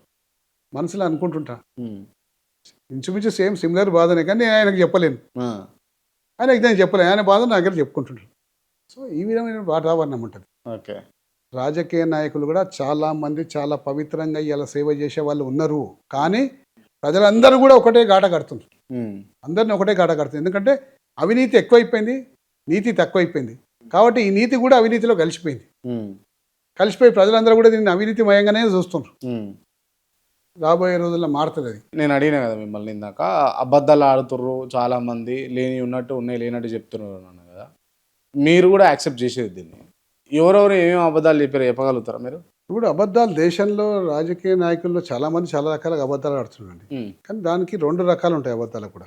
ఒకటి ప్రజల యాక్సెప్టెన్సీ ఉంటుంది, ఒక ప్రజల యాక్సెప్టెన్సీ ఉండదు. అంటే అది కేవలం నేను అబద్ధం ఆడి కూడా ఆడలేదని చెప్పి ఘంటాపదంగా చెప్తూ ఉంటారు. దాన్నే పదే పదే ఆడి ఇదే నిజం అని చెప్పి ప్రజలు నమ్మించే ప్రయత్నం చేస్తూ ఉంటారు.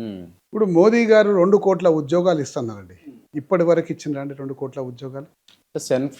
సెల్ఫ్ ఎంప్లాయ్మెంట్ క్రియేట్ చేస్తున్నాం అని అన్నారు కదా. లేదండి, 2 కోట్ల ఉద్యోగాలు, ప్రభుత్వ ఉద్యోగాలు నేను ఇస్తా అని చెప్పి చెప్పిండ్రు. ఇవ్వలేడు, ఆయన ఇవ్వలేడు కూడా. ఇవ్వలేడు కూడా. గణాంకాలు అంతా కూడా తీద్దాం. కానీ ఎందుకు మాట్లాడాలి ఆ మాట? అంత ఉన్నత స్థాయి వ్యక్తి మాట్లాడొద్దు. ఇలా మన రేవంత్ రెడ్డి గారు తీసుకుందామండి. ఉదాహరణకు ఓ విషయం మీకు చెప్తా. ఇలా ఛాలెంజ్ చేసి చెప్తున్నానండి, నేను నా రాజీనామా లెటర్ మీకు సంతకం పెట్టిస్తా. రేవంత్ రెడ్డి గారు 67,000 ఉద్యోగాలు నేను ఇచ్చినా అని చెప్పేసి లేటెస్ట్ టీవీ ఇంటర్వ్యూలకు ఇచ్చిండు. నేను రేవంత్ రెడ్డి గారిని ఒకటే ప్రశ్న సూటిగా ఇస్తున్నా. మీరు అధికారంలోకి రాకముందుకు పదే నిరుద్యోగుల దగ్గర పోయి 2 లక్షల ఉద్యోగాలు 1 సంవత్సర కాలంలో ఇస్తా అని చెప్పిన మాట వాస్తవం కాదా? అవును. ఇలా 2.5 సంవత్సరాలు దాటినే మీరు ఇచ్చిండ్రా అని నేను సూటిగా అడుగుతున్నా. ఈ ఇచ్చిన మీరు చెప్పుకుంటున్న నెంబర్ అయితే 62,000 ఉద్యోగాలు నేను ఇచ్చిన అని చెప్పేసి అనుకుంటున్నాగా, అలా 50,000 49,000 బీఆర్ఎస్ ప్రభుత్వ హయాంలో నోటిఫికేషన్ వచ్చింది, పరీక్షలు అయినాయి. నియామక పత్రాలు ఇచ్చే టైప్కి ఎలక్షన్ కోడ్ రావడం వల్ల ఆగిపోవడం వల్ల ఆ నియామక పత్రాలు మీరిచ్చి మీ ఖాతాలో వేసుకున్న వాట వాస్తవం కాదా? దీనికి జవాబు చెప్పాలి. ఈ అబద్ధానికి శిక్ష ఏందో ప్రజలే నిర్ణయిస్తారు. అలాగే రాజీవ్ యువ వికాస్ కింద ప్రతి నిరుద్యోగ విద్యార్థికి కొంతమందికి 5 లక్షల రూపాయల రుణం ఇస్తాము. తద్వారా వాళ్ళు ఏదైనా చిన్న వ్యాపారాలు పెట్టుకోవచ్చు. ఆ విధంగా విద్యార్థులను ఆదుకుంటామని చెప్పారు. మీరు ఇచ్చిన వాగ్దానమే ఇది, మీరు చేసిందా, నెరవేర్చిందా ఒక్కసారి చెప్పాలి. అలాగే నిరుద్యోగ భృతి నెలకు 4,000 ఇస్తా అన్నారు. ఇప్పటి వరకు 2.5 సంవత్సరాలు కావస్తుంది, ఇప్పటి వరకు ఇవ్వలే. ఇది మీ వాగ్దానమే, మీరు చేసిందేగా, మరి ఇప్పటిదాకా చేసిందా లేదా చెప్పాలి. అలాగే ప్రతి సంవత్సరం జాబ్ క్యాలెండర్ వేస్తా అని చెప్పేసి చెప్తున్నారు. అంటే ఏ విధంగా అయితే ఉద్యోగులందరూ ప్రస్తుత ఉద్యోగులు పనిచేస్తున్న ఉద్యోగుల్లో రిటైర్మెంట్ అయిపోతారో, ఎన్ని ఖాళీలు ఏర్పడితే అన్ని ఖాళీలకు ఉద్యోగ నోటిఫికేషన్లు ఇవ్వాలి. ఇక్కడ పంచాయతీ ఉండదుగా. ప్రభుత్వంలోకి రాగానే ఎన్ని ఖాళీ అయితే అన్ని నోటిఫికేషన్లు ఇచ్చేయాలి. అప్పుడు నిరుద్యోగులు రోడ్ల మీదకి వచ్చి మాకు ఉద్యోగాలు కావాలని అడిగారు, లేకపోతే మాకు ఈ ప్రభుత్వాలు అన్యాయం చేస్తున్నారని అడిగారు. ఖాళీ అయినా ఇవాళ 10,000 15,000 ఈ సంవత్సరం 10,000 కేసేయండి నోటిఫికేషన్లు. 10,000 ఉద్యోగాలు భర్తీ అవుతాయి. వచ్చే సంవత్సరం 5,000 అయినాయి, 5,000 వేసింది. ఇప్పుడు యూపీఎస్సీ తరహాలో యూపీఎస్సీలు ఎన్ని ఖాళీ అయితే అన్ని వేసేస్తారు. అదే తరహాలో నేను కూడా వేస్తా అని చెప్పేసి మీరు చెప్పిండ్రు, నమ్మబలికిండ్రు. మీరు మాట్లాడిండ్రు, రాహుల్ గాంధీ గారు మాట్లాడిండ్రు, ప్రియాంక గాంధీ గారు మాట్లాడిండ్రు, వీళ్ళందరూ మాట్లాడిండ్రు. మేము 1 సంవత్సరంలో 2 లక్షల ఉద్యోగాలు ఇస్తామని చెప్పి మాట్లాడిండ్రు. అవును. పోటీలు పడి చెప్పిండ్రు. మీరేం చెప్పిండ్రు? ఒక సందర్భంలో 60,000 ఉద్యోగాలు నేను ఇచ్చిన ఉద్యోగాలన్నీ కూడా పత్తే మైదానంలో నేను లెక్క పెడతా, తలకాయలన్నీ లెక్క పెట్టుండ్రి, ఒక్క తలకాయ తక్కువ నా తలకాయ తీసుకుంటా అని చెప్పిండు. అబద్ధం మీద అబద్ధం. మళ్ళా గట్టిగా చెప్తున్న అబద్ధాన్ని. అదే అబద్ధాన్ని శ్రీధర్ బాబు ఏం చెప్పిండు? 60,000 కాదు 70,000 ఉద్యోగాలు నేను ఇచ్చిన మేము మా ప్రభుత్వం వచ్చినాక అని చెప్పేసి ఆయన 10,000 పెంచింది. ఆయన 10,000 పెంచింది కానీ చెప్పి నేనేం తక్కువ తిందా అని చెప్పేసి మన పిసిసి అధ్యక్షుడు 80,000 ఉద్యోగాలు మేము ఇచ్చినాము ఈ ప్రభుత్వం వచ్చినాక ఆయన చెప్పిండు. ఆయన 80,000 ఇచ్చినంటే నేనేం తక్కువ తిందా అని చెప్పేసి ఇలా పొన్నం ప్రభాకర్ గారు వచ్చి 1,00,000 ఉద్యోగాలు ఈ ప్రభుత్వం వచ్చినాక ఇచ్చిన అని చెప్పేసి చెప్పిండు. అంటే ఒక బాధ్యతాయుతమైన పదవిలో వండుకుంటూ ఇంత పచ్చి అబద్ధాలని ఘంటాపదంగా ఇదే నిజమని చెప్పి ప్రజల్ని నమ్మించే ప్రయత్నం చేస్తున్నందుకు వీళ్ళని శిక్షించాలి. ఓకే అనేది నా అభిప్రాయం. అంటే కేసీఆర్ ఎప్పుడు అబద్ధాలు చెప్పలేదా? అబద్ధం చెప్పిండు, 100% చెప్పిండు. తెలంగాణ వస్తే దళితుని ముఖ్యమంత్రి చేస్తా అని చెప్పిండు, లేకపోతే నా తల నరుకుంటా అని చెప్పిండు. కానీ ప్రజలు యాక్సెప్టెన్స్ చేసిందా లేదా? దళితుని ముఖ్యమంత్రి చేయకుండా ఆయన రెండోసారి ముఖ్యమంత్రి పీఠ మీద కూర్చోబెట్టిండుగా. మరి అదే యాక్సెప్టెన్స్, ప్రజల యాక్సెప్టెన్సీ. ఇప్పుడు నేను చెప్పిన చూడు, కొన్ని ప్రజల యాక్సెప్టెన్స్ ఉంటాయి, కొన్ని ప్రజల యాక్సెప్టెన్స్ ఉండేయని. అలాగే రేవంత్ రెడ్డి గారు ఓటుకు నోటు కేసులో అడ్డంగా దొరికిపోయినా ఇలా రాష్ట్ర ముఖ్యమంత్రి పీఠ మీద కూర్చుండు అంటే ప్రజలు యాక్సెప్ట్ చేసిండు కండి. అంటే ఆ తప్పును కూడా మర్చిపోయినా ముఖ్యమంత్రి మీద కూర్చోబెట్టిండ్రు. అంటే మాకు ఈ నాయకుడే కావాలని చెప్పేసి అనుకున్నారు. ఆ రోజు దళితుని ముఖ్యమంత్రి చేస్తాను చేయకుండా కానీ ప్రజలు కేసీఆర్నే కోరుకున్నారు. మా కేసీఆర్ గారు ఉంటేనే న్యాయం అవుతుందని కోరుకున్నారు. కాబట్టి యాక్సెప్టెన్స్ ఉన్న అబద్ధం ఇది ప్రజలే యాక్సెప్ట్ చేసిండ్రు. కాబట్టి వీటిని మనం వాటిని ఒక జోడిన కట్టలేము. నిరంతరం మోసం చేసే ప్రక్రియ ఉంటుంది చూడండి. ఒకటే నిరంతరం మోసం చేయాలని చెప్తాం అబద్ధం, రేపు చెప్తాం అబద్ధం, ఎల్లుండి చెప్తాం అబద్ధం. అదే అబద్ధాన్ని నిజమని చెప్పి నమ్మించే ప్రయత్నాన్ని తప్పంటున్నా. పొలిటీషియన్లు చెప్పేటి అబద్ధాలు కదా అని నేను అంటే మీరేమంటారు దాన్ని? తప్పండి. అబద్ధాలు చెప్పే రాజకీయ నాయకుల్ని ఈ సొసైటీలో దూరం చేయాలి. ప్రజలు దూరం చేసినప్పుడు రాబోయే తరం రాజకీయ నాయకులు అబద్ధాలు చెప్పరు. అసలు చివరగా అంటే ఈ పాడ్కాస్ట్లో మీరు ప్రజలకు ఏం చెప్పదలుచుకున్నారు? ప్రజలందరూ కూడా రాజకీయ నాయకుల్లో ఎన్నికల్లో పోటీ చేసినప్పుడు ఏ సందర్భంలో ఏ కాలనీలో ఏది పోయినా వాళ్ళకు మాకు ఇన్ఫ్రాస్ట్రక్చర్, మాకు మంచినీళ్ళు, రోడ్డు ఇవి కావాలని చెప్పి అడగాలి. అడిగితే ఆటోమేటికల్గా ఆడ అవినీతికి ఆస్కారం ఉండే లేకుండా విధంగా వాళ్ళని అదే డిమాండ్ చేస్తే బాగుంటుంది. ఎవరు ఏది చేయాలన్న సంగతి వాళ్ళే నిర్ణయించారు. చేస్తే బాగుంటుంది. కానీ ఈ పోటీతత్వంలో ఏమైపోయిందంటే కార్పొరేటర్, ఇప్పుడు ఎమ్మెల్యే ఎంపీ కూడా కార్పొరేటర్ స్థాయికి దిగజాల్సి వస్తుంది, వార్డు మెంబర్ స్థాయికి దిగాల్సి వస్తుంది. కాబట్టి దాన్ని బైఫర్కేషన్ చేసి ఎమ్మెల్యే గారితో ఏం పనులు తీసుకోవాలి, కార్పొరేటర్ గారితో ఏం పనులు తీసుకోవాలి, ఎంపీ గారితో ఏం పనులు తీసుకోవాలని బైఫర్కేషన్ చేసేసుకుంటే ప్రజలకు స్పష్టంగా అర్థమవుతుంది. ఎవరు ఏదేమైనా సరే, ఏది ఏమైనట్టుకి రోజు నోరు తెరిస్తే అబద్ధాడే రాజకీయ నాయకుల్ని ఈ సమాజంలో ప్రజలే దూరం పెట్టాలి. ఓకే, పెడితే ఆ వ్యవస్థ బాగుపడుతుంది. Right. Okay sir, thank you so much.